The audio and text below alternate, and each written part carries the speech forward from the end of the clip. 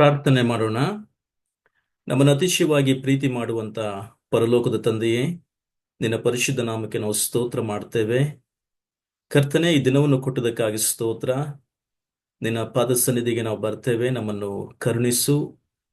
ನಿನ್ನ ವಾಕ್ಯದ ಮೂಲಕ ನಮಗೆ ಕರ್ತನೆ, ನಮ್ಮನ್ನು ಆ, ನಮಗೆ ಬೋಧಿಸು, ಖಂಡಿಸು, ಗದರಿಸು, ಎಚ್ಚರಿಸು. ನಿನ್ನ ವಾಕ್ಯದ ಮಾರ್ಗದಲ್ಲಿ ನಮ್ಮನ್ನು ನಡೆಸು ಎಂಬುದಾಗಿ ನಾವು ಪ್ರಾರ್ಥಿಸ್ತಾ ಇದ್ದೇವೆ. ಕರ್ತನೆ, ಎಫೆಸದ ಪತ್ರಿಕೆಯ ಅಧ್ಯಯನವನ್ನು ನಾವು ಮಾಡ್ತಾ ಇರುವಾಗ ಪವಿತ್ರಾತ್ಮನು ನಮಗೆ ವಿಶೇಷವಾಗಿ ಸಹಾಯ ಮಾಡಲಿ. ವಾಕ್ಯದ ಸತ್ಯಾರ್ಥಗಳನ್ನು ಗ್ರಹಿಸುವಂತ ಜ್ಞಾನವನ್ನು, ಆ ಪರಲೋಕದ ಒಂದು ಜ್ಞಾನವನ್ನು ನಮಗೆ ಅನುಗ್ರಹಿಸಿ ಕೊಡಲಿ ಎಂಬುದಾಗಿ ನಾವು ಪ್ರಾರ್ಥಿಸ್ತೇವೆ. ಇದನ್ನು ಕೇಳಿ ನಮ್ಮ ಜೀವಿತಕ್ಕೆ ಅಳವಡಿಸಿಕೊಂಡು ನಿನ್ನ ವಾಕ್ಯದ ಅನುಸಾರವಾಗಿ ನಾವು ನಡೆಯಲು ನಮ್ಮನ್ನು ಬಲಪಡಿಸು. ಸೇರಿ ಬಂದಿರತಕ್ಕಂಥ ಪ್ರತಿಯೊಬ್ಬರನ್ನು ಆಶೀರ್ವಾದ ಮಾಡು. ಈ ಸಮಯ ಕರ್ತನೆ, ಈ ಗಳಿಗೆಯನ್ನು ನಾವು ನಿನಗೆ ಒಪ್ಪಿಸ್ತಾ ಇದ್ದೇವೆ, ನಡೆಸಿ ಎಂಬುದಾಗಿ ಯೇಸು ಕ್ರಿಸ್ತನ ಹೆಸರಿನಲ್ಲಿ ಬೇಡುತ್ತೇವೆ ನಮ್ಮ ತಂದೆಯೇ, ಆಮೆನ್. ಆಮೆನ್. ಮತ್ತೊಂದು ಆವರ್ತಿ ಸೇರಿ ಬಂದಿರತಕ್ಕಂಥ ನಿಮ್ಮೆಲ್ಲರನ್ನೂ ನಮ್ಮ ಕರ್ತನೂ ರಕ್ಷಕನೂ ಒಬ್ಬನೇ ದೇವರಾಗಿರ್ತಕ್ಕಂಥ ಯೇಸು ಕ್ರಿಸ್ತನ ಹೆಸರಿನಲ್ಲಿ ನಾನು ವಂದಿಸ್ತಾ ಇದ್ದೇನೆ. ನಿಮ್ಮೆಲ್ಲರನ್ನು ಅಭಿನಂದಿಸ್ತೇನೆ. ಈ ದಿನದ ಅಧ್ಯಯನಕ್ಕೋಸ್ಕರವಾಗಿ ನಾವು ಎಫೆಸದವರಿಗೆ ಬರೆದ ಪತ್ರಿಕೆಯ ಮೊದಲನೇ ಅಧ್ಯಾಯಕ್ಕೆ ನಾವು ಹೋಗೋಣ. ಎಫೆಸ ಪತ್ರಿಕೆಯ ಮೊದಲನೇ ಅಧ್ಯಾಯದಿಂದ ನಾನು ಕಳೆದ ಅನೇಕ ವಾರಗಳಿಂದ ಪೌಲನ ಪ್ರಾರ್ಥನೆಯ ವಿಷಯವಾಗಿ ಮಾತನಾಡ್ತಾ ಇದ್ದೇನೆ. ಪ್ರಾರ್ಥನೆ ಬಗ್ಗೆ ಮಾತನಾಡಬೇಕಾದ್ರೆ ಬಹಳಷ್ಟು ಸಂಗತಿಗಳಿದ್ದಾವೆ. ಅವೆಲ್ಲವನ್ನು ತೆಗೆದುಕೊಳ್ಳುವುದಿಲ್ಲ ಸದ್ಯಕ್ಕೆ. ಆದರೆ ಪೌಲನ ಪ್ರಾರ್ಥನೆಯನ್ನು ನಿರ್ದಿಷ್ಟವಾಗಿ ನಾವು ಅವಲೋಕಿಸಲಿಕ್ಕೆ ಪ್ರಯತ್ನ ಮಾಡೋಣ. ಯಾಕೆಂದ್ರೆ ಪೌಲನು ಪ್ರಾರ್ಥನೆ ಮಾಡುವಾಗ ಅಸಾಮಾನ್ಯವಾದಂಥ ವಿಷಯಗಳ ಮೇಲೆ ಅವನು ಆತುಕೊಂಡಿಲ್ಲ. ಸಾಮಾನ್ಯವಾದಂಥ ಅವಶ್ಯಕತೆಗಳನ್ನು ಒಳಗೊಂಡಂತ ಪ್ರಾರ್ಥನೆ ಅವನ ಪ್ರಾರ್ಥನೆ ಆಗಿರಲಿಲ್ಲ. ಅವನ ಪ್ರಾರ್ಥನೆ ಯಾವಾಗಲೂ ನಿರ್ದಿಷ್ಟವಾದಂಥ ವಿಷಯಗಳ ಮೇಲೆ ಆಧಾರಗೊಂಡಿತ್ತು. ಸೊ ಆದ ಕಾರಣ ಅನೇಕ ಸಂಗತಿಗಳನ್ನು ನಾವು ನೋಡ್ಕೊಂಡಿದ್ದೇವೆ. ಪ್ರಾರ್ಥನೆ ಒಬ್ಬ ವಿಶ್ವಾಸಿಯ ಜೀವಿತದಲ್ಲಿ ಎಷ್ಟು ಪ್ರಾಮುಖ್ಯವಾಗಿದೆ, ಒಂದು ಅವಿಭಾಜ್ಯವಾದಂಥ ಅಂಗವಾಗಿದೆ ಎಂಬುದನ್ನು ನಾವು ಗಮನಿಸ್ತಾ ಇದ್ದೇವೆ. ಇವತ್ತು ವಿಶೇಷವಾಗಿ ಪೌಲನು ನಿರ್ದಿಷ್ಟವಾಗಿ ಎಫೆಸ ವಿಶ್ವಾಸಿಗಳಿಗೋಸ್ಕರ ನಿರ್ದಿಷ್ಟವಾಗಿ ಅವನು ಮಾಡಿದಂಥ ಪ್ರಾರ್ಥನೆ ಏನು ಎಂಬುದನ್ನು ಗಮನಿಸಲಿಕ್ಕೆ ನಾವು ಪ್ರಯತ್ನ ಮಾಡೋಣ. ಸೊ ಎಫೆಸ ಪತ್ರಿಕೆಗೆ ನಾವು ಬರೋಣ. 1ನೇ ಅಧ್ಯಾಯ ಮತ್ತೊಂದು ಆವರ್ತಿಯ ವಾಕ್ಯ ಭಾಗವನ್ನು ನಿಮಗೆ ಓದ್ತೇನೆ.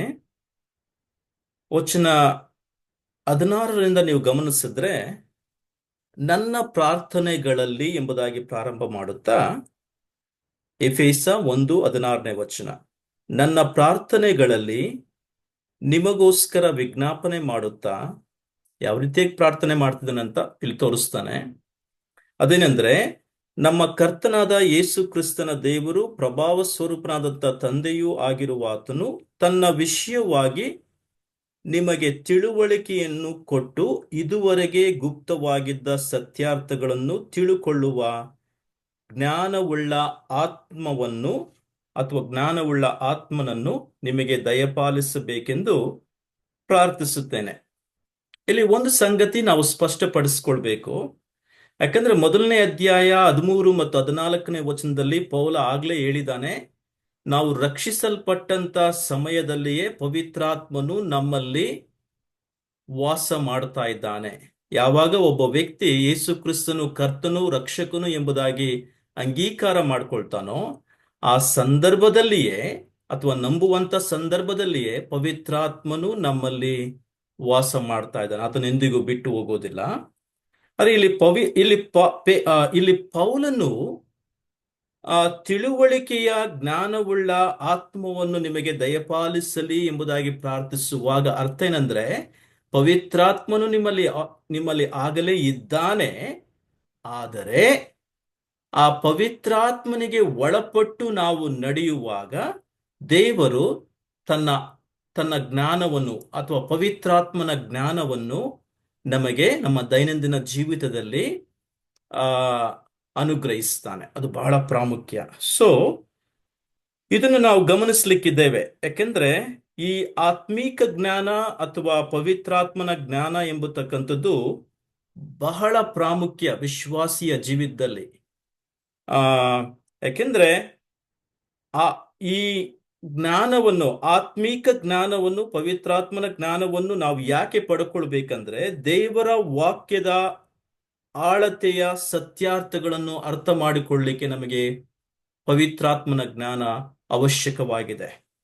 ಪವಿತ್ರಾತ್ಮನು ಇದ್ದಾನೆ ನಮ್ಮಲ್ಲಿ, ಆದ್ರೆ ನಾವು ಬೇಡಿಕೊಳ್ಬೇಕು, ದೇವರೇ ಪವಿತ್ರಾತ್ಮನ ಜ್ಞಾನವನ್ನು ನಮಗೆ ಅನುಗ್ರಹಿಸು, ನಿನ್ನ ವಾಕ್ಯದ ಆಳವುಳ್ಳ ಸತ್ಯಾರ್ಥಗಳನ್ನು ಅರ್ಥ ಮಾಡಿಕೊಳ್ಳಲು ನಮಗೆ ಜ್ಞಾನವನ್ನು ಕೊಡು ಎಂಬುದಾಗಿ ನಾವು ಪ್ರಾರ್ಥನೆ ಮಾಡಬೇಕು. ಸೊ ವೈಯಕ್ತಿಕವಾದಂತ ದೇವರನ್ನು ವೈಯಕ್ತಿಕವಾಗಿ ನಾವು ಕಂಡುಕೊಳ್ಳುವಂಥದ್ದು ಒಂದು ವಿಷಯವಾದರೆ, ಇನ್ನೊಂದು ಕಡೆ ದೇವರನ್ನು ಪ್ರತಿದಿನ ನಿಕಟವಾಗಿ, ಆಳವಾಗಿ, ತನ್ನ ವಾಕ್ಯದ ಮೂಲಕವಾಗಿ ಅರ್ಥ ಮಾಡಿಕೊಂಡು ದೇವರ ಜೊತೆಗೆ ದೇವರ ಜ್ಞಾನದಲ್ಲಿ ಬೆಳೆಯುವಂಥದ್ದು ಇನ್ನೊಂದು ವಿಷಯ. ಸೊ ಇದನ್ನು ನಾವು ಚೆನ್ನಾಗಿ ಅರ್ಥ ಮಾಡ್ಕೊಳ್ಳೋಣ. ಸೊ ಆದ ಕಾರಣ ನಾವು ಅನೇಕ ಸಂಗತಿಗಳು ನೋಡುವಾಗ ಈ ವಿಷಯ ನಮಗೆ ಬಹಳ ಸ್ಪಷ್ಟವಾಗಿ ಬರ್ತದೆ. ಹಾಗೆ ನೀವು ಕಂಟಿನ್ಯೂ ಮಾಡಿ. ಮೊದಲನೇ ಎಫೆಸದವರಿಗೆ ಬರೆದ ಪತ್ರಿಕೆ 1ನೇ ಅಧ್ಯಾಯ 18ನೇ ವಚನ ಗಮನಿಸಿ. ಈಗ ಆತನು ನಿಮ್ಮ ಮನೋನೇತ್ರಗಳನ್ನು ಬೆಳಗಿಸಲಿ ಎಂಬುದಾಗಿ ಪ್ರಾರ್ಥನೆ ಮಾಡ್ತಾನೆ. ಇದು ಬಹಳ ಪ್ರಾಮುಖ್ಯ. ಒಬ್ಬ ವಿಶ್ವಾಸಿಗೆ ಈ ಮನೋನೇತ್ರಗಳು ಬೆಳಗುವಂಥದ್ದು ಬಹಳ ಅವಶ್ಯಕವಾದಂಥ ಸಂಗತಿಯಾಗಿದೆ. ಇದನ್ನ ನಾನು ನಿಮಗೆ ಕಾಲಕ್ರಮೇಣ ವಿವರಿಸ್ತೇನೆ.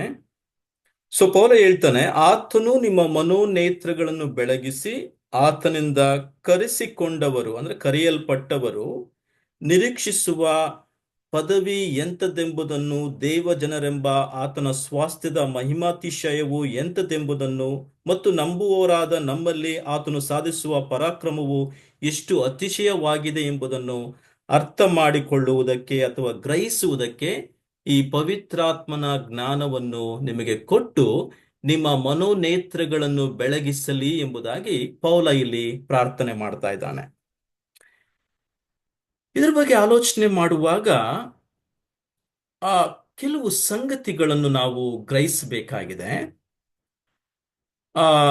ಅಂದ್ರೆ ಈ ಮನೋನೇತ್ರಗಳು ಬೆಳಗಲಿ ಎಂಬುದು ಎಷ್ಟು ಪ್ರಾಮುಖ್ಯವಾಗಿದೆ ಬೈಬಲ್ನಲ್ಲಿ ಎಂಬುದನ್ನು ಕೆಲವು ಉದಾಹರಣೆಗಳಿಂದ ನಾನು ನಿಮಗೆ ತೋರಿಸ್ಕೊಡ್ತೇನೆ. ನಾವು ಕಳೆದ ಕೆಲವು ಕ್ಲಾಸ್ನಲ್ಲಿ ಇದನ್ನು ಸ್ವಲ್ಪ ವಿಷಯವಾಗಿ ಗಮನಿಸಿದ್ದೇವೆ. ಆದರೆ ಹಳೆ ಒಡಂಬಡಿಕೆಯಿಂದ ಒಂದು ಭಾಗವನ್ನು ನಾನು ತೆಗೆದುಕೊಂಡು ನಿಮಗೆ ತೋರಿಸ್ತೇನೆ ಎಷ್ಟು ಅವಶ್ಯಕವಾಗಿದೆ. ಯಾಕಂದ್ರೆ ಹಳೆ ಒಡಂಬಡಿಕೆಯಲ್ಲಿ ದೇವರು ಪ್ರವಾದಿಗಳಿಗೆ, ವಿಶೇಷವಾಗಿ ಕೆಲವು ಪ್ರವಾದಿಗಳು, ಆರಿಸಲ್ಪಟ್ಟಂತ ದೇವರಿಂದ ಕರೆಯಲ್ಪಟ್ಟಂತ ಪ್ರವಾದಿಗಳಿಗೆ ಒಂದು ಜ್ಞಾನದ ದೃಷ್ಟಿಯನ್ನು ಕೊಟ್ಟಿದ್ದ. ಅಂದ್ರೆ ಅಲ್ಲಿ ನಡೆಯುವಂತ ಸಂಗತಿಗಳು, ಮುಂದೆ ಬರುವಂತ ಸಂಗತಿಗಳನ್ನು ಅರ್ಥ ಮಾಡಿಕೊಳ್ಳುವಂತೆ ಅದನ್ನು ಪ್ರವಾದನ ರೂಪವಾಗಿ ಹೇಳುವಂತ ಜ್ಞಾನ ದೃಷ್ಟಿಯನ್ನು ಕೊಟ್ಟಿದ್ದ. ಅಂದ್ರೆ ಅದು ಪವಿತ್ರಾತ್ಮನ ಒಂದು ಕಾರ್ಯ ಹಳೆ ಒಡಂಬಡಿಕೆಯಲ್ಲೂ ಕೂಡ ನಾವು ನೋಡ್ತೇವೆ. ಹೊಸ ಒಡಂಬಡಿಕೆಗೆ ಬರುವಾಗ ರಕ್ಷಿಸಲ್ಪಟ್ಟಂತ ಪ್ರತಿಯೊಬ್ಬ ವಿಶ್ವಾಸಿಯಲ್ಲಿ ದೇವರು ಆತ್ಮನು ಇದ್ದಾನೆ. ಅದೇ ಸಂದರ್ಭದಲ್ಲಿ ದೇವರ ಆತ್ಮನ ವರಗಳು ಕೂಡ ಕೊಡಲ್ಪಟ್ಟಿವೆ. ಆ ಅನೇಕ ವರಗಳಲ್ಲಿ ವಿವೇಚನಾ ಶಕ್ತಿಯ ವರ ಎಂಬತಕ್ಕಂಥದ್ದು ಕೂಡ ಬಹಳ ಶ್ರೇಷ್ಠವಾಗಿದೆ. ಅಂದ್ರೆ ಒಳ್ಳೆದರ ಕೆಟ್ಟದರ ಒಂದು ಏನಂತೀವಿ, ಅದರ ವ್ಯತ್ಯಾಸವನ್ನು ತಿಳ್ಕೊಂಡು ಯಾವಾಗಲೂ ಒಳ್ಳೆಯದನ್ನೇ ಆರಿಸಿಕೊಂಡು ದೇವರ ಮಹಿಮೆಗೋಸ್ಕರವಾಗಿ ಜೀವಿಸುವಂತ ವಿವೇಚನಾ ಶಕ್ತಿಯ ಒಂದು ವರ ವಿಶ್ವಾಸಿಗಳಿಗೆ ಕೊಡಲ್ಪಟ್ಟಿದೆ. ಆದ್ರೆ ಅದನ್ನು ಎಷ್ಟು ಹೆಚ್ಚಾಗಿ ನಾವು ಯಾವುದನ್ನು ಎಷ್ಟು ಹೆಚ್ಚಾಗಿ ಪೋಷಿಸುತ್ತೇವೋ ಅದು ನಮ್ಮ ಮೇಲೆ ಅಷ್ಟು ಹೆಚ್ಚಾಗಿ ಆಳ್ವಿಕೆ ಮಾಡುತ್ತೆ ಎಂಬತಕ್ಕಂಥದ್ದು ಕೂಡ ಬಹಳ ಪ್ರಾಮುಖ್ಯವಾಗಿದೆ. ಒಂದು ವಿಷಯ ನಾನು ತಿಳಿಸ್ತೇನೆ. ಹಳೆ ಒಡಂಬಡಿಕೆಗೆ ಬನ್ನಿ. ಹಳೆ ಒಡಂಬಡಿಕೆಯ ಪುಸ್ತಕದ 2ನೇ ಒಂದು ಅರಸರುಗಳಿಗೆ ನೀವು ಬಂದ್ರೆ, 2ನೇ ಅರಸರುಗಳು 5ನೇ ಅಧ್ಯಾಯಕ್ಕೆ ನೀವು ಬಂದ್ರೆ, ಅಲ್ಲಿ ನೀವು ನೋಡ್ತೀರಾ 5ನೇ ಅಧ್ಯಾಯದಲ್ಲಿ ಇದು ನಾಮಾನನ ವಿಷಯವಾದಂತ ಒಂದು ಒಂದು ನಡೆದ ಸಂಗತಿ. ಆ ಅಲ್ಲಿ ನಾಮಾನನು ಕುಷ್ಠರೋಗಿಯಾಗಿದ್ದ. ಸೊ ಆ ದಿನಮಾನಗಳಲ್ಲಿ ಕುಷ್ಠರೋಗ ಎಂಬತಕ್ಕಂಥದ್ದು ಭಯಂಕರವಾದಂತ ಒಂದು ರೋಗ. ಅದನ್ನು ಅದರಿಂದ ಅವನು ಎಷ್ಟೇ ಐಶ್ವರ್ಯವಂತನಾಗಿದ್ರು, ಎಷ್ಟೇ ದೊಡ್ಡ ಅರಸನಾಗಿದ್ರು, ಎಷ್ಟೇ ಆ ತರವಾದಂತ ಪ್ರಭಾವವುಳ್ಳ ಮನುಷ್ಯನಾಗಿದ್ರು, ಅವನಿಗಿದ್ದಂತ ಒಂದು ಕುಂಠಿತವಾದಂತ ಸಂಗತಿ ಏನಂದ್ರೆ ಅವನಿಗೆ ಕುಷ್ಠರೋಗ ಇತ್ತು. ಸೊ ಈ ಸಂದರ್ಭದಲ್ಲಿ ಅವನು ಅವನ ಜೊತೆಲಿ ಅವನ ಮನೆಯಲ್ಲಿದ್ದಂತ ಒಂದು ಪುಟ್ಟ ಹುಡುಗಿ, ಆ ಈ ಈಕೆಯು ಯೆಹೋವ ದೇವರಲ್ಲಿ ನಂಬಿದಂತ ಈ ಒಂದು ಹುಡುಗಿ ಏನ್ ಹೇಳ್ತಾಳೆ, ಆ ನಮಗೆ ತಿಳಿದಿರ್ತಕ್ಕಂಥ ಒಬ್ಬ ಪ್ರವಾದಿ ಇದ್ದಾನೆ, ಎಲೀಷ ಪ್ರವಾದಿ ಎಂಬುದಾಗಿ. ಆ ಎಲೀಷನ ಪ್ರವಾದಿ ಹತ್ರ ಹೋದ್ರೆ ಅದರ ಮೂಲಕವಾಗಿ ನಿನ್ನ ಕುಷ್ಠರೋಗವು ವಾಸಿಯಾಗ್ತದೆ ಎಂಬುದಾಗಿ ಹೇಳ್ತಾಳೆ. ಸೊ ಇವನು ಅದನ್ನು ನಂಬಿ ಸಿದ್ಧ ಮಾಡಿಕೊಂಡು ಈ ಎಲೀಷ ಪ್ರವಾದಿಯನ್ನು ಸಂಧಿಸ್ಲಿಕ್ಕೆ ಹೋಗ್ತಾನೆ. ಜಸ್ಟ್ ಒಂದು ಹಿನ್ನೆಲೆ ನಾನು ಹೇಳ್ತಾ ಇದ್ದೇನೆ. ಅವನು ಸಂಧಿಸ್ಲಿಕ್ಕೆ ಹೋದ್ಮೇಲೆ ಅಲ್ಲಿ ಪ್ರವಾದಿ ಹೇಳ್ತಾನೆ, ನೀನು ಯೋರ್ದಾನ್ ಹೊಳೆಯಲ್ಲಿ ಸುಮಾರು 7 ಸಾರಿ ಮುಳುಗಿ ಏಳಬೇಕು, ಅದಾದ ಮೇಲೆ ನಿನಗೆ ಗುಣವಾಗುತ್ತೆ ಎಂಬುದಾಗಿ. ಅವನಿಗೆ ಸದ್ಯಕ್ಕೆ ಅದನ್ನು ಒಪ್ಪಿಕೊಳ್ಳುವುದಕ್ಕೆ ಅಷ್ಟು ಕಷ್ಟಕರವಾದರೂ ಕೂಡ ಅವನು ವಿಧೇಯನಾಗಿ ಹೋಗಿ ಮುಳುಗಿ ಎದ್ದ ಮೇಲೆ ಅವನು ವಾಸಿ ಆಗ್ತದೆ. ಅವನಿಗೆ ಇರ್ತಕ್ಕಂಥ ಎಲ್ಲ ಕುಷ್ಠರೋಗ ವಾಸಿಯಾಗುತ್ತೆ, ಸಂಪೂರ್ಣವಾಗಿ ಗುಣವಾಗ್ತಾನೆ. ಅವನು ಹೋಗೋದಕ್ಕಿಂತ ಮುಂಚಿತವಾಗಿ ಆ ಎಲೀಷ ಪ್ರವಾದಿಗೆ ಕೇಳ್ಕೊಳ್ತಾನೆ, ಇಗೋ ನಾನು ಅನೇಕ ತರವಾದಂತ ವಸ್ತುಗಳನ್ನು ನಿನಗೆ ಉಡುಗೊರೆಯಾಗಿ ಕೊಡ್ಲಿಕ್ಕೆ ತೆಗೆದುಕೊಂಡು ಬಂದಿದ್ದೇನೆ, ದಯಮಾಡಿ ಸ್ವೀಕರಿಸಬೇಕು ಎಂಬುದಾಗಿ ಕೇಳ್ಕೊಳ್ತಾನೆ. ಆದ್ರೆ ಈ ಪ್ರವಾದಿ ಯಾವುದೇ ವಸ್ತುಗಳನ್ನು ತೆಗೆದುಕೊಳ್ಳೋದಿಲ್ಲ, ನನಗೆ ಯಾವುದು ಬೇಕಾಗಿಲ್ಲ ಎಂಬುದಾಗಿ ಹಾಗೆಯೇ ಅವನನ್ನು ಕಳಿಸ್ಕೊಟ್ಬಿಡ್ತಾನೆ. ಅವನ ರಥಾಶ್ವಗಳಲ್ಲಿ ಇರ್ತಕ್ಕಂಥ ಎಲ್ಲಾ ವಸ್ತುಗಳು, ಬೆಲೆಯುಳ್ಳ ಬೆಳ್ಳಿ ಬಂಗಾರವಾಗಿರ್ಬೋದು, ಬೆಲೆಯುಳ್ಳ ಅನೇಕ ತಲಾಂತುಗಳ ವಸ್ತುಗಳನ್ನು ಅವನು ತೆಗೆದುಕೊಳ್ಳದೆ ರಾಜನ ಜೊತೆಗೆ ಅವನು ಕಳಿಸ್ಕೊಟ್ಬಿಡ್ತಾನೆ. ಈಗ ಇವನ ಜೊತೆಲಿ ಒಬ್ಬ ಸೇವಕನಿದ್ದಾನೆ. ಆ ಸೇವಕನ ಹೆಸರು ಗೆಹಜಿ ಎಂಬುದಾಗಿ. ಈಗ ನಾವು ಗಮನಿಸ್ತೇವೆ ಅಲ್ಲಿ ಏನ್ ನಡೀತದೆ ಎಂಬುದಾಗಿ ನೀವು ಚೆನ್ನಾಗಿ ಗಮನಿಸಿ. ನೀವು 5ನೇ ಅಧ್ಯಾಯಕ್ಕೆ ಬರುವಾಗ 5ನೇ ಅಧ್ಯಾಯ ವಚನ 26ಕ್ಕೆ ಬನ್ನಿ. ಅಲ್ಲಿ ಪ್ರವಾದಿಯಾದಂತ ಎಲೀಷನು ಈ ರೀತಿಯಾಗಿ ಹೇಳ್ತಾನೆ ನೋಡಿ. ಅಲ್ಲಿ ಇಲ್ಲಿ ಗೆಹಜಿ ಬಂದು ಏನ್ ಮಾಡ್ತಾನೆ ಅಂದ್ರೆ ಸುಳ್ಳನ್ನು ಹೇಳಿ ನನ್ನ ಯಜಮಾನನು ಅಂದ್ರೆ ಎಲೀಷನಿಗೆ ಇಂತಿಂತ ವಸ್ತುಗಳು ಬೇಕಾಗಿದ್ದಾವೆ, ನೀವು ದಯಮಾಡಿ ಕೊಡಿ ಎಂಬುದಾಗಿ ಸುಳ್ಳನ್ನು ಹೇಳಿ ಅದನ್ನು ಪಡ್ಕೊಂಡು ಅವನು ಹೋಗಿ ತನ್ನ ಮನೆಯಲ್ಲಿ ಅದನ್ನೆಲ್ಲವನ್ನು ಬಚ್ಚಿಟ್ಬಿಡ್ತಾನೆ. ಓಕೆ, ಈಗ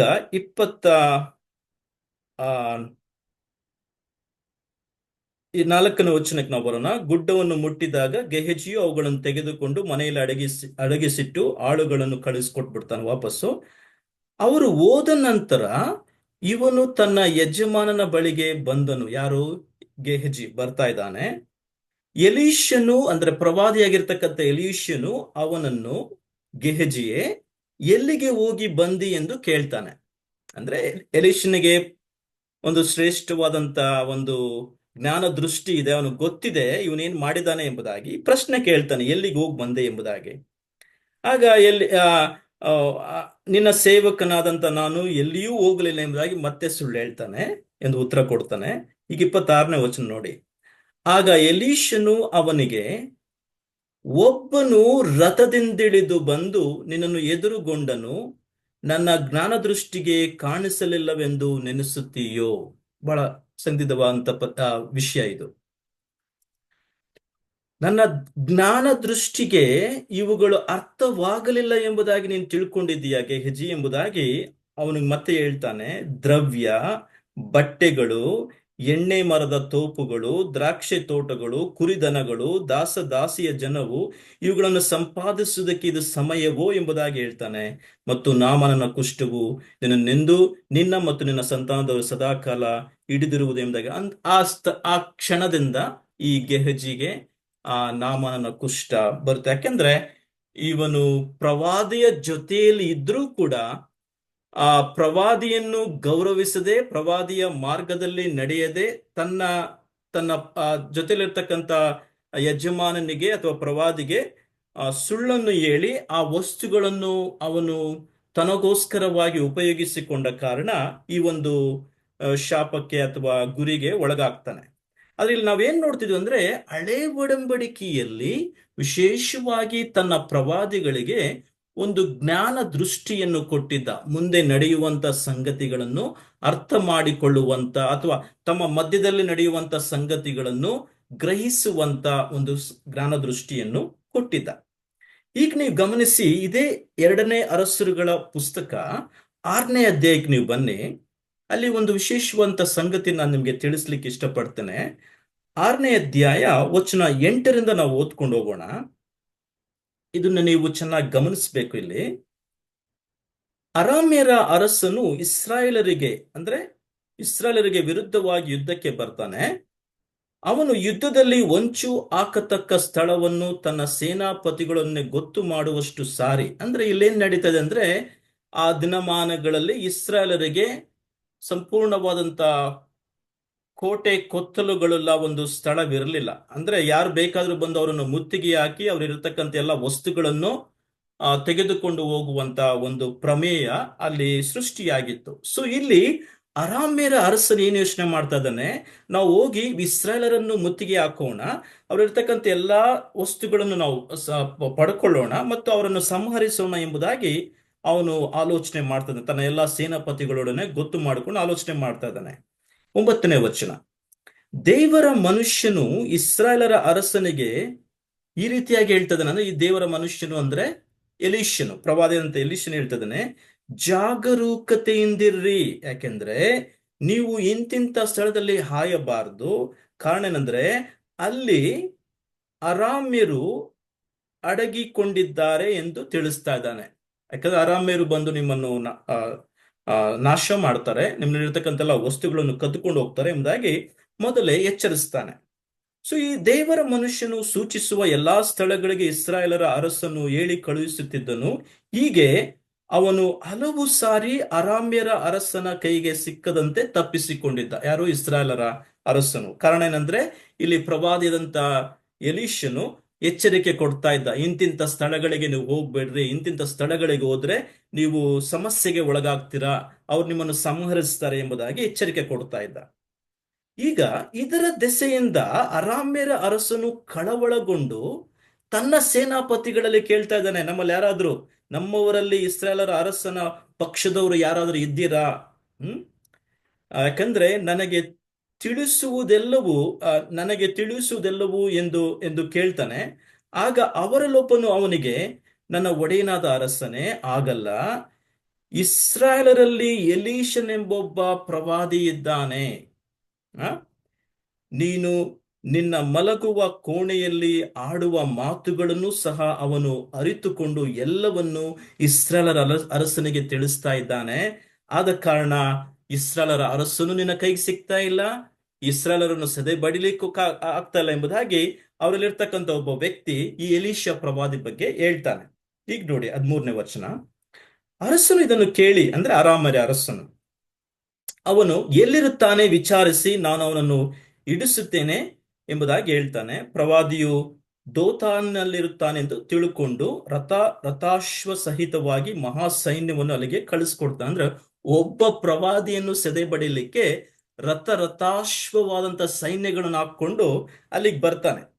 ಇಲ್ಲಿ ನೋಡಿ 15ನೇ ವಚನ, ಸೊ ಸೈನ್ಯದವರು ರಾತ್ರಿಯಲ್ಲಿ ಆ ಪಟ್ಟಣವನ್ನು ಸಮೀಪಿಸಿ ಅದಕ್ಕೆ ಮುತ್ತಿಗೆ ಹಾಕ್ತಾರೆ. ಆ ಸ್ಥಳಕ್ಕೆ ಅವರು ಬರ್ತಾರೆ, ಸಂಪೂರ್ಣವಾಗಿ ರಥಾಶ್ವ ಅಂದ್ರೆ ಸಹಸ್ರಾರು ಜನಗಳು ಅಲ್ಲಿಗೆ ಬಂದು ಅಲ್ಲಿಗೆ ಮುತ್ತಿಗೆ ಹಾಕ್ತಾರೆ. ಅಂದ್ರೆ ಅವರ ಸೈನಿಕರು, ಮಹಾ ಸೈನ್ಯ ಅಲ್ಲಿ ಬರುತ್ತೆ. ಈಗ ಗಮನಿಸಿ, ದೇವರ ಮನುಷ್ಯನ ಸೇವಕನು, ಇವನು ಗೆಹಜಿ ಅಲ್ಲ, ಇನ್ನೊಬ್ಬ ಸೇವಕನು ಇಲ್ಲಿರ್ಬೋದು, ಅವನ ಹೆಸರು ಇಲ್ಲಿಲ್ಲ. ಈಗ ಎಲೀಷನಿಗೆ ಒಬ್ಬ ಸೇವಕನಿದ್ದಾನೆ. ಈ ದೇವರ ಮನುಷ್ಯನ ಸೇವಕನು ಬೆಳಗ್ಗೆ ಎದ್ದು ಹೊರಗೆ ಹೋದಾಗ ರಥಾಶ್ವ ಸಹಿತವಾದಂತ ಮಹಾ ಸೈನ್ಯವು ಬಂದು ಪಟ್ಟಣದ ಸುತ್ತಲೂ ನಿಂತಿರುವುದನ್ನು ಅವನು ನೋಡ್ತಾನೆ. ಈಗ ಈ ದೇವರ ಮನುಷ್ಯನ ಸೇವಕನಾಗಿರ್ತಕ್ಕಂಥವನು ಕೇವಲ ತನ್ನ ಮಾಂಸ ದೃಷ್ಟಿಯಿಂದ ತನ್ನ ಮುಂದೆ ಇರ್ತಕ್ಕಂಥ ಸಮಸ್ಯೆನ ನೋಡ್ತಾನೆ. ಅಂದ್ರೆ ರಥಾಶ್ವಗಳು ಬಂದು ನಮ್ಮನ್ನು ಸುತ್ತಿಕೊಂಡಿವೆ, ನಮ್ಮನ್ನು ಮುತ್ತಿಗೆ ಹಾಕ್ತಾರೆ, ನಾವು ನಾಶವಾಗ್ತೀವಿ ಎಂಬುದಾಗಿ ಅವನು ಕಳವಳಗೊಳ್ತಾನೆ, ಭಯಕ್ಕೆ ಒಳಗಾಗ್ತಾನೆ. ಓಡಿ ಹೋಗಿ ಅವನು ಹೇಳ್ತಾನೆ, ಯಾರಿಗೆ? ಯಜಮಾನನಿಗೆ, ಯಾರಿಗೆ? ಎಲೀಷನಿಗೆ ಹೇಳ್ತಾನೆ, ಅಯ್ಯೋ ಸ್ವಾಮಿ, ಏನು ಮಾಡೋಣ? ಎಂತ ಒಂದು ಸಂದರ್ಭಕ್ಕೆ ನಾವು ಒಳಗಾಗಿದ್ದೀವಿ ಅಂದ್ರೆ, ಸಹಸ್ರಾರು ರಥಾಶ್ವಗಳು ನಮ್ಮನ್ನು ಸುತ್ತಿಕೊಂಡಿವೆ, ನಾವು ನಾಶವಾಗ್ತೇವೆ, ಅರಾಮ್ಯರು ನಮ್ಮನ್ನು ಮುತ್ತಿಗೆ ಹಾಕ್ಲಿಕ್ಕೆ ಬಂದಿದ್ದಾರೆ, ಏನು ಮಾಡೋಣ ಎಂಬುದಾಗಿ ಪ್ರಶ್ನೆ ಮಾಡ್ತಾನೆ. ಆಗ ಎಲೀಷನ ಅವನಿಗೆ ಹೇಳ್ತಾನೆ, ಹೆದರಬೇಡ.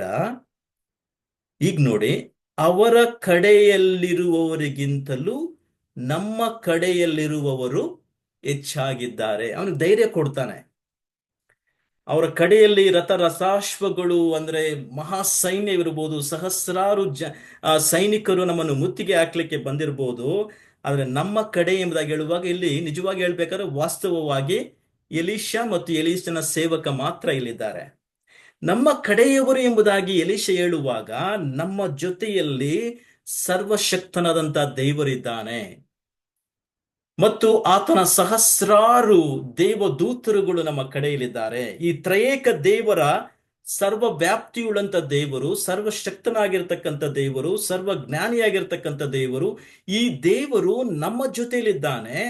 ನಾವು ಅವರ ವಿಷಯವಾಗಿ ಭಯಪಡಬೇಕಾಗಿಲ್ಲ ಎಂಬುದಾಗಿ ಇವನಿಗೆ ಧೈರ್ಯ ಕೊಡ್ತಾನೆ. ಈಗ ನೋಡಿ ಏನಾಗುತ್ತೆ, ಇಲ್ಲಿ ಎಲೀಷ ಪ್ರವಾದಿ ತನ್ನ ಸೇವಕನಿಗೋಸ್ಕರ ಪ್ರಾರ್ಥನೆ ಮಾಡ್ತಾನೆ. ನೋಡಿ ಎಂತ ಪ್ರಾರ್ಥನೆ ಅಂದ್ರೆ ಇದು. 17ನೇ ವಚನ, ಯೆಹೋವನೇ, ಇವನು ಅಂದ್ರೆ ತನ್ನ ಸೇವಕನಿಗೆ, ಯಾರು? ಎಲೀಷ ಪ್ರವಾದಿ ತನ್ನ ಸೇವಕನಿಗೋಸ್ಕರ ಪ್ರಾರ್ಥನೆ ಮಾಡ್ತಾನೆ. ಇವನು ನೋಡುವಂತೆ ಇವನ ಕಣ್ಣುಗಳನ್ನು ತೆರೆ ಎಂಬುದಾಗಿ ಹೇಳ್ತಾನೆ. ಬಹಳ ಅದ್ಭುತವಾದಂತ ಸಂಗತಿ ಇದು. ಇವನು ನೋಡುವಂತೆ ಅಂದ್ರೆ ತನ್ನ ಮಾಂಸ ಕಣ್ಣುಗಳಿಂದ ನೋಡ್ತಾ ಇದ್ದಾನೆ. ಸಹಸ್ರಾರು ರಥಾಶ್ವಗಳು ಅವರ ಮಧ್ಯದಲ್ಲಿ ಸುತ್ತಿ ಹಾಕೊಂಡಿದ್ದಾವೆ. ಇವರು ನಾಶವಾಗುತ್ತೇವೆ ಎಂಬ ಕಳವಳ, ಒಂದು ಭಯಕ್ಕೆ ಒಳಗಾಗಿದ್ದಾರೆ. ಆದ್ರೆ ಎಲೀಷ ಇವನಿಗೋಸ್ಕರ ಯಾವ ರೀತಿಯಾಗಿ ಪ್ರಾರ್ಥನೆ ಮಾಡ್ತಾನೆ ಅಂದ್ರೆ, ಇವನು ನೋಡುವಂತೆ ಇವನ ಕಣ್ಣುಗಳನ್ನು ತೆರೆ ಎಂದು ಪ್ರಾರ್ಥಿಸಲು ಯೆಹೋವನು ಅವನ ಕಣ್ಣುಗಳನ್ನು ತೆರೆದನು. ಅಂದ್ರೆ ಮಾಂಸದ ಕಣ್ಣುಗಳಲ್ಲ, ನಿಜವಾಗಿ ಆತ್ಮೀಕವಾದಂತ ದೃಷ್ಟಿಯ ಜ್ಞಾನವುಳ್ಳ ಕಣ್ಣುಗಳು ಅವನಿಗೆ ದೊರಕಲಿ, ಅವನ ಮನೋನೇತ್ರಗಳು ಬೆಳಗಲಿ ಎಂಬುದಾಗಿ ಇಲ್ಲಿ ಎಲೀಷ ಪ್ರಾರ್ಥನೆ ಮಾಡಿದ ತಕ್ಷಣ, ಆಗ ನೋಡಿ ಅಲ್ಲಿ 17ನೇ ವಚನದ 2ನೇ ಭಾಗ, ಆಗ ಎಲೀಷನ ರಕ್ಷಣೆಗಾಗಿ ಸುತ್ತಣ ಗುಡ್ಡಗಳಲ್ಲಿ ಬಂದು ನಿಂತಿದ್ದ ಅಗ್ನಿಮಯವಾದ ರಥಾಶ್ವಗಳು ಆ ಸೇವಕನ ಕಣ್ಣಿಗೆ ಬಿದ್ದವು. ಎಷ್ಟು ಅದ್ಭುತವಾದಂತ ಸಂಗತಿ ಇದು. ಒಂದು ಕಡೆ ಎಣಿಸಲಾರದಂತ ರಥಾಶ್ವಗಳ ಅರಾಮ್ಯರ ಸೈನ್ಯ ಇಸ್ರಾಯೇಲರನ್ನು ಮುತ್ತಿಗೆ ಹಾಕ್ತಾ ಇದೆ, ಈ ಪ್ರವಾದಿಯನ್ನು ಕೊಂದು ಹಾಕ್ಲಿಕ್ಕೆ ಮತ್ತು ಇಸ್ರಾಯೇಲರನ್ನು ಕೊಂದು ಹಾಕ್ಲಿಕ್ಕೆ, ಅವರೆಲ್ಲ ವಸ್ತುಗಳನ್ನು ಅವರು ವಶಪಡಿಸಿಕೊಳ್ಳಿಕ್ಕೆ. ಇನ್ನೊಂದು ಕಡೆ ಎಲೀಷನು ಯಾವುದೇ ಗಾಬರಿಗೆ, ಕಳವಳಕ್ಕೆ, ಭಯಕ್ಕೆ ಒಳಗಾಗದೆ ಅವನ ಆತ್ಮೀಕ ದೃಷ್ಟಿಯಿಂದ ನೋಡ್ತಾ ಇದ್ದಾನೆ.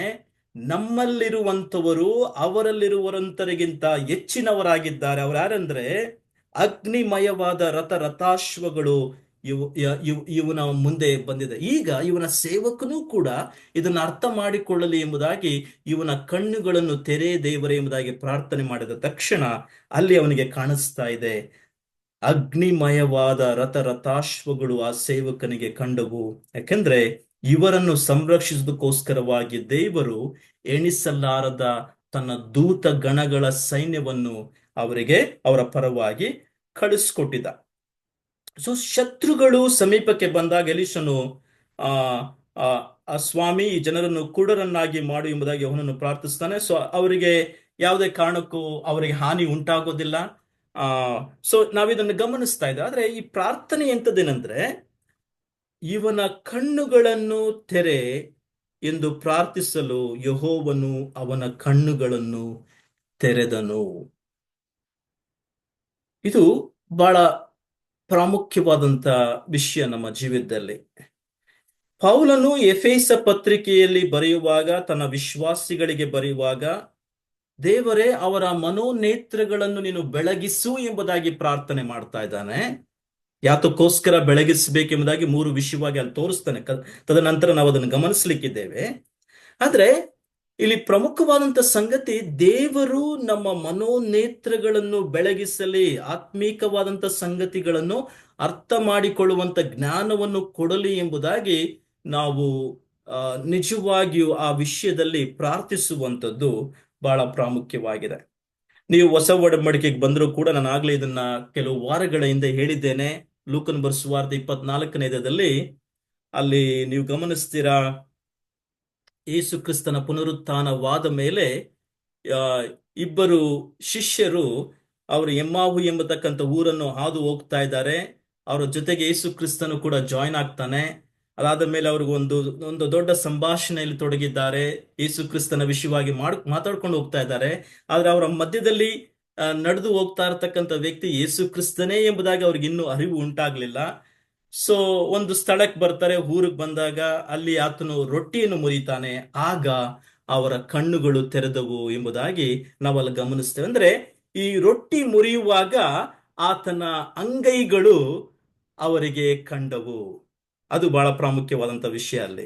ಯಾಕಂದ್ರೆ ಆತನ ಅಂಗೈಯಲ್ಲಿ ಆ ಶಿಲುಬೆಯಲ್ಲಿ ಜಡಿಯಲ್ಪಟ್ಟಂತ ಆ ಒಂದು ಕಲೆ, ಅಂಗೈನಲ್ಲಿ ಇರ್ತಕ್ಕಂಥ ಕಲೆಯನ್ನು ಅವರು ಕಂಡ ತಕ್ಷಣ ಇದು ಪುನರುತ್ತನಾದಂತ ಯೇಸು ಕ್ರಿಸ್ತನೇ ಎಂಬುದಾಗಿ ಅವರು ಅರ್ಥ ಮಾಡಿಕೊಳ್ತಾರೆ. ಆ ಕ್ಷಣದಲ್ಲಿ ಆತನ ಅಲ್ಲಿಂದ ಅಂದ್ರೆ ಮಾಯವಾಗ್ತಾನೆ. ಸ್ವಲ್ಪ ಸಮಯವಾದ ಮೇಲೆ ಈ ಇಬ್ಬರು ಶಿಷ್ಯರುಗಳು ಓಡಿ ಹೋಗಿ ಎಲ್ಲಾ 11 ಮಂದಿ ಶಿಷ್ಯರುಗಳ ಮಂಡಳಿಗಳಿಗೆ ತಿಳಿಸ್ತಾರೆ. ಆ ಸ್ವಲ್ಪ ಸಮಯವಾದ ಮೇಲೆ ಯೇಸು ಕ್ರಿಸ್ತನು ಕೂಡ ಅವರ ಮಧ್ಯದಲ್ಲಿ ಬರ್ತಾನೆ. ಅಲ್ಲಿ ನಡೆಯುವಂತ ಸಂಗತಿ ನೋಡ್ರಿ, ಲೂಕನ ಸುವಾರ್ತೆ 24ನೇ ನೀವು ಬರುವಾಗ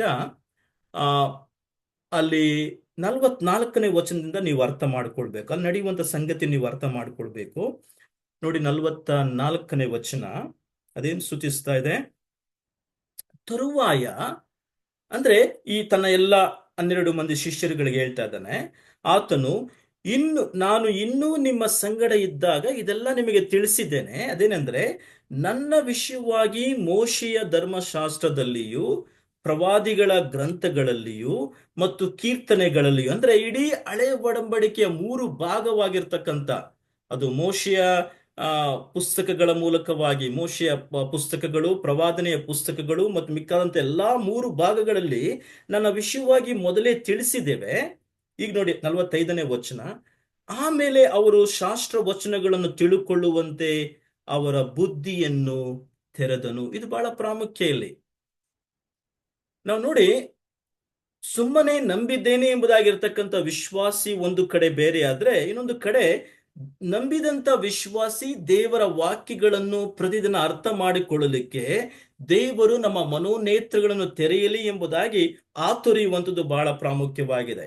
ಇವರೆಲ್ಲರಿಗೂ ಯೇಸು ಕ್ರಿಸ್ತನ ಸಂಗಡ ಸುಮಾರು 3.5 ವರ್ಷಗಳು ಸಂಚರಿಸಿದ್ದಾರೆ. ಆತನ ಬೋಧನೆ ಕೇಳಿದ್ದಾರೆ. ಆತನು ಈ ಲೋಕಕ್ಕೆ ಬಂದಂತ ಉದ್ದೇಶವನ್ನು ಪದೇ ಪದೇ ಕೇಳಿದ್ದಾರೆ. ಆತನು ಶಿಲುಬೆಗೆ ಹಾಕಲ್ಪಟ್ಟ, ಮತ್ತೆ ಮೃತ್ಯುಂಜಯನಾಗಿ ಆತನು ಎದ್ದು ಬಂದ. ಆದ್ರೂ ಕೂಡ ಅವರು ಅರ್ಥ ಮಾಡಿಕೊಳ್ತಲ್ಲ ಏನ್ ನಡೀತಾ ಇದೆ ಎಂಬುದಾಗಿ. ಈಗ ಆತನು ಅವರ ಬುದ್ಧಿಯನ್ನು ತೆರೆದನು ಎಂಬುದಾಗಿ ವಾಕ್ಯ ಭಾಗ ಹೇಳ್ತಾ ಇದೆ. ಅವರಿಗೆ ಕ್ರಿಸ್ತನು ಶ್ರಮೆ ಪಟ್ಟು ಸತ್ತು 3ನೇ ದಿನದಲ್ಲಿ ಜೀವಿತನಾಗಿ ಎದ್ದು ಬಂದಿರುವನೆಂತಲೂ, ಪಾಪ ಪರಿಹಾರಕ್ಕೋಸ್ಕರವಾಗಿ ದೇವರ ಕಡೆಗೆ ನೀವು ತಿರುಗಿಕೊಳ್ಬೇಕೆಂತಲೂ ಈ ಕೊನೆಯ ಆಜ್ಞೆಯನ್ನು ಅವರಿಗೆ ತಿಳಿಯಪಡಿಸ್ತಾನೆ. ಆದ್ರೆ ನಾವು ಇಲ್ಲಿ ಏನ್ ಗಮನಿಸ್ತೇವೆ ಅಂದ್ರೆ, ಅವರ ಕಣ್ಣುಗಳನ್ನು ಆತನು ತೆರೆದನು, ಅವರ ಬುದ್ಧಿಯನ್ನು ಆತನು ತೆರೆದನು. ಈಗ ಆತನು ನಿಜವಾಗಿ ಲೋಕಕ್ಕೆ ಯಾಕೆ ಬಂದಿದ್ದಾನೆ ಎಂಬುದಾಗಿ ಅವರು ಅರ್ಥ ಮಾಡಿಕೊಳ್ತಾರೆ. ಈಗ ನಾವು ವಿಶ್ವಾಸಿಯ ಜೀವಿತಕ್ಕೆ ಬರುವಾಗ ನಮ್ಮ ಮನೋನೇತ್ರಗಳು ಯಾಕೆ ಬೆಳಗಬೇಕು ಎಂಬುದಾಗಿ ನಾನು ಇವೆಲ್ಲ ಉದಾಹರಣೆಗಳನ್ನು ತೆಗೆದುಕೊಂಡು ನಿಮಗೆ ವಿವರಿಸ್ತಾ ಇದ್ದೇನೆ. 1ನೇ ಕೊರಿಂಥಕ್ಕೆ ಬನ್ನಿ. 1ನೇ ಕೊರಿಂಥ 2ನೇ ಅಧ್ಯಾಯದಿಂದ ನಾನು ಕೆಲವು ಸಂಗತಿಗಳನ್ನು ನಿಮಗೆ ತೋರಿಸ್ಕೊಡ್ಲಿಕ್ಕೆ ನಾನು ಇಷ್ಟಪಡ್ತೇನೆ. 1ನೇ ಕೊರಿಂಥ 2ನೇ ಅಧ್ಯಾಯ, ಪೌಲ ಕೊರಿಂಥದವರಿಗೆ ಮಾತನಾಡುವಾಗ ತನ್ನ ಮನದಾಳದಿಂದ ಇರುವಂತ ಸಂಗತಿಗಳನ್ನು ವಾಸ್ತವವಾಗಿ ಅವರಿಗೆ ಹಂಚಿಕೊಳ್ತಾ ಇದ್ದಾನೆ. ನೋಡಿ 2ನೇ ಅಧ್ಯಾಯ. ಸಹೋದರರೇ, ನಾನಂತೂ ದೇವರು ಹೇಳಿಕೊಟ್ಟಂತ, 1 ಕೊರಿಂಥ 2ನೇ ಅಧ್ಯಾಯ. ನಾನಂತೂ ದೇವರು ಹೇಳಿಕೊಟ್ಟ ಮಾತನ್ನು ತಿಳಿಸುವವನಾಗಿ ನಿಮ್ಮ ಬಳಿಗೆ ಬಂದಾಗ ವಾಕ್ಚಾತುರ್ಯದಿಂದಾಗಲಿ ಜ್ಞಾನ ಡಾಂಬರದಿಂದಾಗಲಿ ಬರಲಿಲ್ಲ. ಅವನು ಹೇಳ್ತದಾನೆ, ನನ್ನ ಸೇವೆ, ನನ್ನ ಆತ್ಮಿಕ ಜೀವಿತ ಎಂಬತಕ್ಕಂಥದ್ದು ವಾಕ್ಚಾತುರ್ಯದ ಮೇಲೆ ಆಧಾರಗೊಂಡಿರಲಿಲ್ಲ, ಅಥವಾ ಜ್ಞಾನ ಡಾಂಬರದ ಮೇಲೆ, ಅಂದ್ರೆ ನಾನು ಜ್ಞಾನಿ ಎಂಬುದಾಗಿ ತೋರಿಸಿಕೊಳ್ಳುವುದಕ್ಕೋಸ್ಕರವಾಗಿ ಆಧಾರಗೊಂಡಿರಲಿಲ್ಲ. ಅವನು ಹೇಳ್ತಾನೆ, ನಾನು ಶಿಲುಬೆಗೆ ಹಾಕಲ್ಪಟ್ಟವನಾದ ಯೇಸು ಕ್ರಿಸ್ತನನ್ನೇ ಹೊರತು ಬೇರೆ ಯಾವುದನ್ನು ತಿಳಿಯದವನಾಗಿ ನಿಮ್ಮಲ್ಲಿ ಇರುವೆನೆಂದು ತೀರ್ಮಾನಿಸಿಕೊಂಡೆ. ಅಂದ್ರೆ ಶಿಲುಬೆಗೆ ಹಾಕಲ್ಪಟ್ಟಂತ ಯೇಸು ಕ್ರಿಸ್ತನ ಶಕ್ತಿ ಏನು ಎಂಬುದನ್ನು ನೀವು ಅರಿತುಕೊಳ್ಳಬೇಕೆಂಬುದೇ ನನ್ನ ಆಶಯವಾಗಿತ್ತು. ಆದ ಕಾರಣ ನನ್ನ ವಾಕ್ಚಾತುರ್ಯವನ್ನು ತೋರ್ಪಡಿಸಲಿಲ್ಲ, ಅಥವಾ ನನ್ನ ಜ್ಞಾನ ಡಾಂಬರವನ್ನು ನಿಮಗೆ ತೋರ್ಪಡಿಸಲಿಲ್ಲ ಎಂಬುದಾಗಿ ಹೇಳ್ತಾ 3ನೇ ವಚನಕ್ಕೆ ಬನ್ನಿ. ಇದಲ್ಲದೆ ನಾನು ನಿಮ್ಮಲ್ಲಿಗೆ ಬಂದಾಗ ನಿಮ್ಮ ಬಳಿಯಲ್ಲಿ ಬಹಳ ಬಲಹೀನನಾಗಿದ್ದೆ, ಭಯಪಡುವವನಾಗಿದ್ದೆ, ಬಹು ನಡುಗುವವನಾಗಿದ್ದೆ. ಇದು ಯಾರು? ಪೌಲ ಹೇಳ್ತಾ ಇದ್ದಾನೆ. ಪೌಲ ಮಹಾಜ್ಞಾನಿ, ಮಹಾಪಂಡಿತ, ಹಳೆ ಒಡಂಬಡಿಕೆಗಳನ್ನು ಚೆನ್ನಾಗಿ ತಿಳ್ಕೊಂಡಂತ ಮಹಾಪಂಡಿತ. ಅಂದ್ರೆ ಅವನು ಹೇಳ್ತಾನೆ, ನನ್ನ ಸೇವೆ ಒಂದು ವಾಕ್ಚಾತುರ್ಯದ ಮೇಲೆ ಆಧಾರಗೊಂಡಿರಲಿಲ್ಲ. ಈಗ ನೋಡಿ 4ನೇ ವಚನ. ನಿಮ್ಮ ನಂಬಿಕೆಯು ಮನುಷ್ಯ ಜ್ಞಾನವನ್ನು ಆಧಾರ ಮಾಡಿಕೊಳ್ಳದೆ ದೇವರ ಶಕ್ತಿಯನ್ನು ಆಧಾರ ಮಾಡಿಕೊಂಡಿರಬೇಕೆಂಬುದು ನನ್ನ ಬೋಧನೆಯಲ್ಲಿಯೂ ನನ್ನ ಪ್ರಸಂಗದಲ್ಲಿಯೂ ಮನವೊಲಿಸುವ ಜ್ಞಾನ ವಾಕ್ಯವನ್ನು ನಾನು ಉಪಯೋಗಿಸದೆ ದೇವರ ಆತ್ಮನ ಬಲವನ್ನು ತೋರ್ಪಡಿಸುವ ವಾಕ್ಯಗಳನ್ನೇ ಉಪಯೋಗಿಸ್ತಾ ಇದ್ದೆ. ಅಂದ್ರೆ ತನ್ನ ಸೇವೆ ಯಾವುದರ ಮೇಲೆ ಆಧಾರಗೊಂಡಿತ್ತು? ಪವಿತ್ರಾತ್ಮನ ಜ್ಞಾನದ, ಪವಿತ್ರಾತ್ಮನ ಶಕ್ತಿಯ ಮೇಲೆ ಆಧಾರಗೊಂಡಿತ್ತು ಎಂಬುದಾಗಿ ಅವರಿಗೆ ತೋರಿಸ್ಕೊಡ್ತಾ ಇದ್ದಾನೆ. ಇಲ್ಲಿ ಒಂದು ವಿಷಯ ನಾವು ಗಮನಿಸ್ತಾ ಇದ್ದೇವೆ, ಹಾಗೆ ಗಮನಿಸಿ 6ನೇ ವಚನ. ಆದರೂ ಪ್ರವೀಣರಲ್ಲಿ ಜ್ಞಾನವನ್ನು ಹೇಳುತ್ತೇವೆ, ಇದು ಇಹಲೋಕದ ಜ್ಞಾನವಲ್ಲ, ಇಲ್ಲದೆ ಹೋಗುವ ಇಹಲೋಕಾಧಿಕಾರಿಗಳ ಜ್ಞಾನವೂ ಅಲ್ಲ, ಇದುವರೆಗೆ ಗುಪ್ತವಾಗಿದ್ದ ಸತ್ಯಾರ್ಥವನ್ನು ತಿಳಿಸುವಲ್ಲಿ ದೇವರ ಜ್ಞಾನವನ್ನೇ ಹೇಳುತ್ತೇವೆ. ಅದು ಯಾವುದಂದ್ರೆ, ದೇವರು ನಮ್ಮ ಮಹಿಮೆಗಾಗಿ ಲೋಕೋತ್ಪತ್ತಿಗೆ ಮೊದಲೇ ನೇಮಿಸಿ ಇದುವರೆಗೆ ಮರೆ ಮಾಡಿದ ಜ್ಞಾನವನ್ನೇ ನಾವು ಸಾರಿ ಹೇಳ್ತಾ ಇದ್ದೇವೆ. ಇದನ್ನು ಇಹಲೋಕಾಧಿಕಾರಿಗಳಲ್ಲಿ ಯಾರು ಅರಿಯಲಿಲ್ಲ. ಒಂದು ವೇಳೆ ಅವರು ಅರ್ತಿದ್ರೆ ಯೇಸು ಕ್ರಿಸ್ತನನ್ನು, ಮಹಿಮೆಯುಳ್ಳ ಯೇಸು ಕ್ರಿಸ್ತನನ್ನು ಶಿಲುಬೆಗೆ ಹಾಕ್ತಾ ಇರಲಿಲ್ಲ ಎಂಬುದಾಗಿ ಹೇಳ್ತಾನೆ.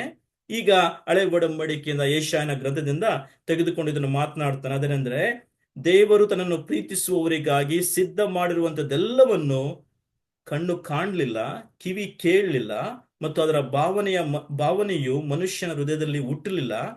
ನಮಗಾದರೂ ದೇವರು ತನ್ನ ಆತ್ಮನ ಮೂಲಕ ಅದನ್ನು ಪ್ರಕಟಿಸಿದ್ದಾನೆ.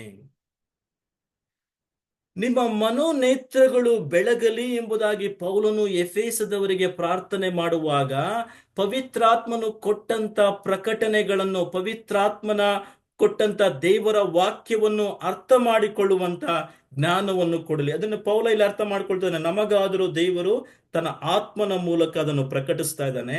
ಆ ಆತ್ಮನು ಎಲ್ಲಾ ವಿಷಯಗಳನ್ನು, ದೇವರ ಅಗಾಧವಾದಂತ ವಿಷಯಗಳನ್ನು ಕೂಡ ನಮಗೆ ಪರಿಚಯಿಸ್ತಾನೆ. ಈಗ ಗಮನಿಸಿ 11ನೇ ವಚನ. ಮನುಷ್ಯನ ಒಳಗಿನ ಆಲೋಚನೆಗಳು ಅವನಲ್ಲಿರುವ ಜೀವಾತ್ಮಕ್ಕೆ ಹೊರತು ಮತ್ತಾರಿಗೂ ತಿಳಿಯುವುದು. ಹಾಗೆಯೇ ದೇವರ ಆಲೋಚನೆಗಳನ್ನು ದೇವರ ಆತ್ಮನೇ ಹೊರತು ಬೇರೆ ಯಾರು ಗ್ರಹಿಸುವುದಿಲ್ಲ. ಈಗ 12ನೇ ವಚನ. ನಾವು ಪ್ರಾಪಂಚಿಕ ಆತ್ಮವನ್ನು ಹೊಂದದೆ ದೇವರು ನಮಗೆ ದಯಪಾಲಿಸಿರುವ ಕೃಪಾವರಗಳನ್ನು ತಿಳುಕೊಳ್ಳುವುದಕ್ಕಾಗಿ ದೇವರಿಂದ ಬಂದ ಆತ್ಮವನ್ನೇ ಹೊಂದಿದ್ದೇವೆ. ಇಲ್ಲಿ ಪೌಲ ಇವಾಗ ಅವ್ರಿಗೆ ಅರ್ಥ ಮಾಡಿಕೊಳ್ಳುವಂತೆ 3 ತರವಾದಂತ ಮನುಷ್ಯರನ್ನು ತೋರಿಸ್ಕೊಡ್ತಾನೆ. ಅಥವಾ ನೀವು ಗಮನಿಸಿ 13ನೇ ವಚನ. ಇವುಗಳನ್ನು ಮನುಷ್ಯ ಜ್ಞಾನವು ಕಲಿಸಿದ ಮಾತುಗಳಿಂದ ಹೇಳದೆ ದೇವರ ಆತ್ಮನೇ ಕಲಿಸಿಕೊಟ್ಟಂತ ಮಾತುಗಳಿಂದ ಹೇಳಿ ಆತ್ಮ ಸಂಬಂಧವಾದಗಳನ್ನು ಆತ್ಮನಿಗೆ ಯುಕ್ತವಾದ ರೀತಿಯಲ್ಲಿ ವಿವರಿಸ್ತೇವೆ. ಈಗ ಗಮನಿಸಿ 14ನೇ ವಚನ. ಆದರೆ ಪ್ರಾಕೃತ್ಯ ಮನುಷ್ಯನು, ಅಂದ್ರೆ ಪ್ರಾಪಂಚಿಕ ಮನುಷ್ಯನು ಪ್ರಾಪಂಚಿಕ ಮನುಷ್ಯನು ದೇವರಾತ್ಮನ ವಿಷಯಗಳನ್ನು ಬೇಡವೆನ್ನುತ್ತಾನೆ. ಇಲ್ಲಿ ನಾವು ಅರ್ಥ ಮಾಡಿಕೊಳ್ಳೋಣ. ಎರಡು ತರವಾದಂತ ಮನುಷ್ಯರು ಈ ಲೋಕದಲ್ಲಿದ್ದಾರೆ. ಒಬ್ಬನು ಪ್ರಾಕೃತಿಕ ಅಥವಾ ಪ್ರಾಪಂಚಿಕ ಮನುಷ್ಯನು, ಇನ್ನೊಬ್ಬನು ಆತ್ಮೀಕ ಮನುಷ್ಯನು. ಆದ್ರೆ ಪ್ರಾಪಂಚಿಕ ಮನುಷ್ಯನು ಯಾರಂದ್ರೆ, ರಕ್ಷಿಸಲ್ಪಡದೆ ಯೇಸು ಕ್ರಿಸ್ತನನ್ನು ಅರಿಯದೆ ಅಥವಾ ಅವಿಶ್ವಾಸಿಯಾಗಿರ್ತಕ್ಕಂಥ ವ್ಯಕ್ತಿಗೆ ಅದು ಸಂಬಂಧಿಸಿದೆ. ಅದಕ್ಕೆ ಪೌಲ ಹೇಳ್ತಾನೆ, ಪ್ರಾಕೃತಿಯ ಮನುಷ್ಯನು ದೇವರಾತ್ಮನ ವಿಷಯಗಳನ್ನು ಬೇಡವೆನ್ನುತ್ತಾನೆ. ಅವನು ತಿರಸ್ಕಾರ ಮಾಡ್ತಾನೆ, ಅವನನ್ನು ಎದುರಿಸ್ತಾನೆ. ಆದ್ರೆ ಅವು ಅವನಿಗೆ ಹುಚ್ಚು ಮಾತಾಗಿ ತೋರ್ಬರ್ತವೆ. ಅದಕ್ಕೆ ಕಾರಣ ಅನೇಕರು ಸುವಾರ್ತೆಯನ್ನು ಸ್ವೀಕಾರ ಮಾಡೋದಿಲ್ಲ. ಅನೇಕರು ಅದನ್ನು ಅದನ್ನು ಹುಚ್ಚು ಮಾತು ಎಂಬುದಾಗಿ ಹೇಳ್ತಾರೆ. ಆದ್ರೆ ಇದೇ ಕೊರಿಂಥದಲ್ಲಿ ಪೌಲನು ಹೇಳ್ತಾನೆ, ನಂಬಿದವರಾದಂತ ನಮಗಾದರೂ ಅದು ದೇವರ ಶಕ್ತಿಯಾಗಿದೆ ಎಂಬುದಾಗಿ ಹೇಳ್ತಾನೆ. ಅಂದ್ರೆ ಇಹಲೋಕದವರಿಗೆ ಯಾರು ಸುವಾರ್ತೆಯನ್ನು ತಿರಸ್ಕಾರ ಮಾಡ್ತಾರೋ, ದೇವರ ಮಾತುಗಳು, ದೇವರ ಸುವಾರ್ತೆ ಅವರಿಗೆ ಹುಚ್ಚು ಮಾತಾಗಿದೆ. ಅದನ್ನ ಪ್ರಾಕೃತಿಯ ಮನುಷ್ಯ ಅದನ್ನು ಸ್ವೀಕಾರ ಮಾಡೋದಿಲ್ಲ.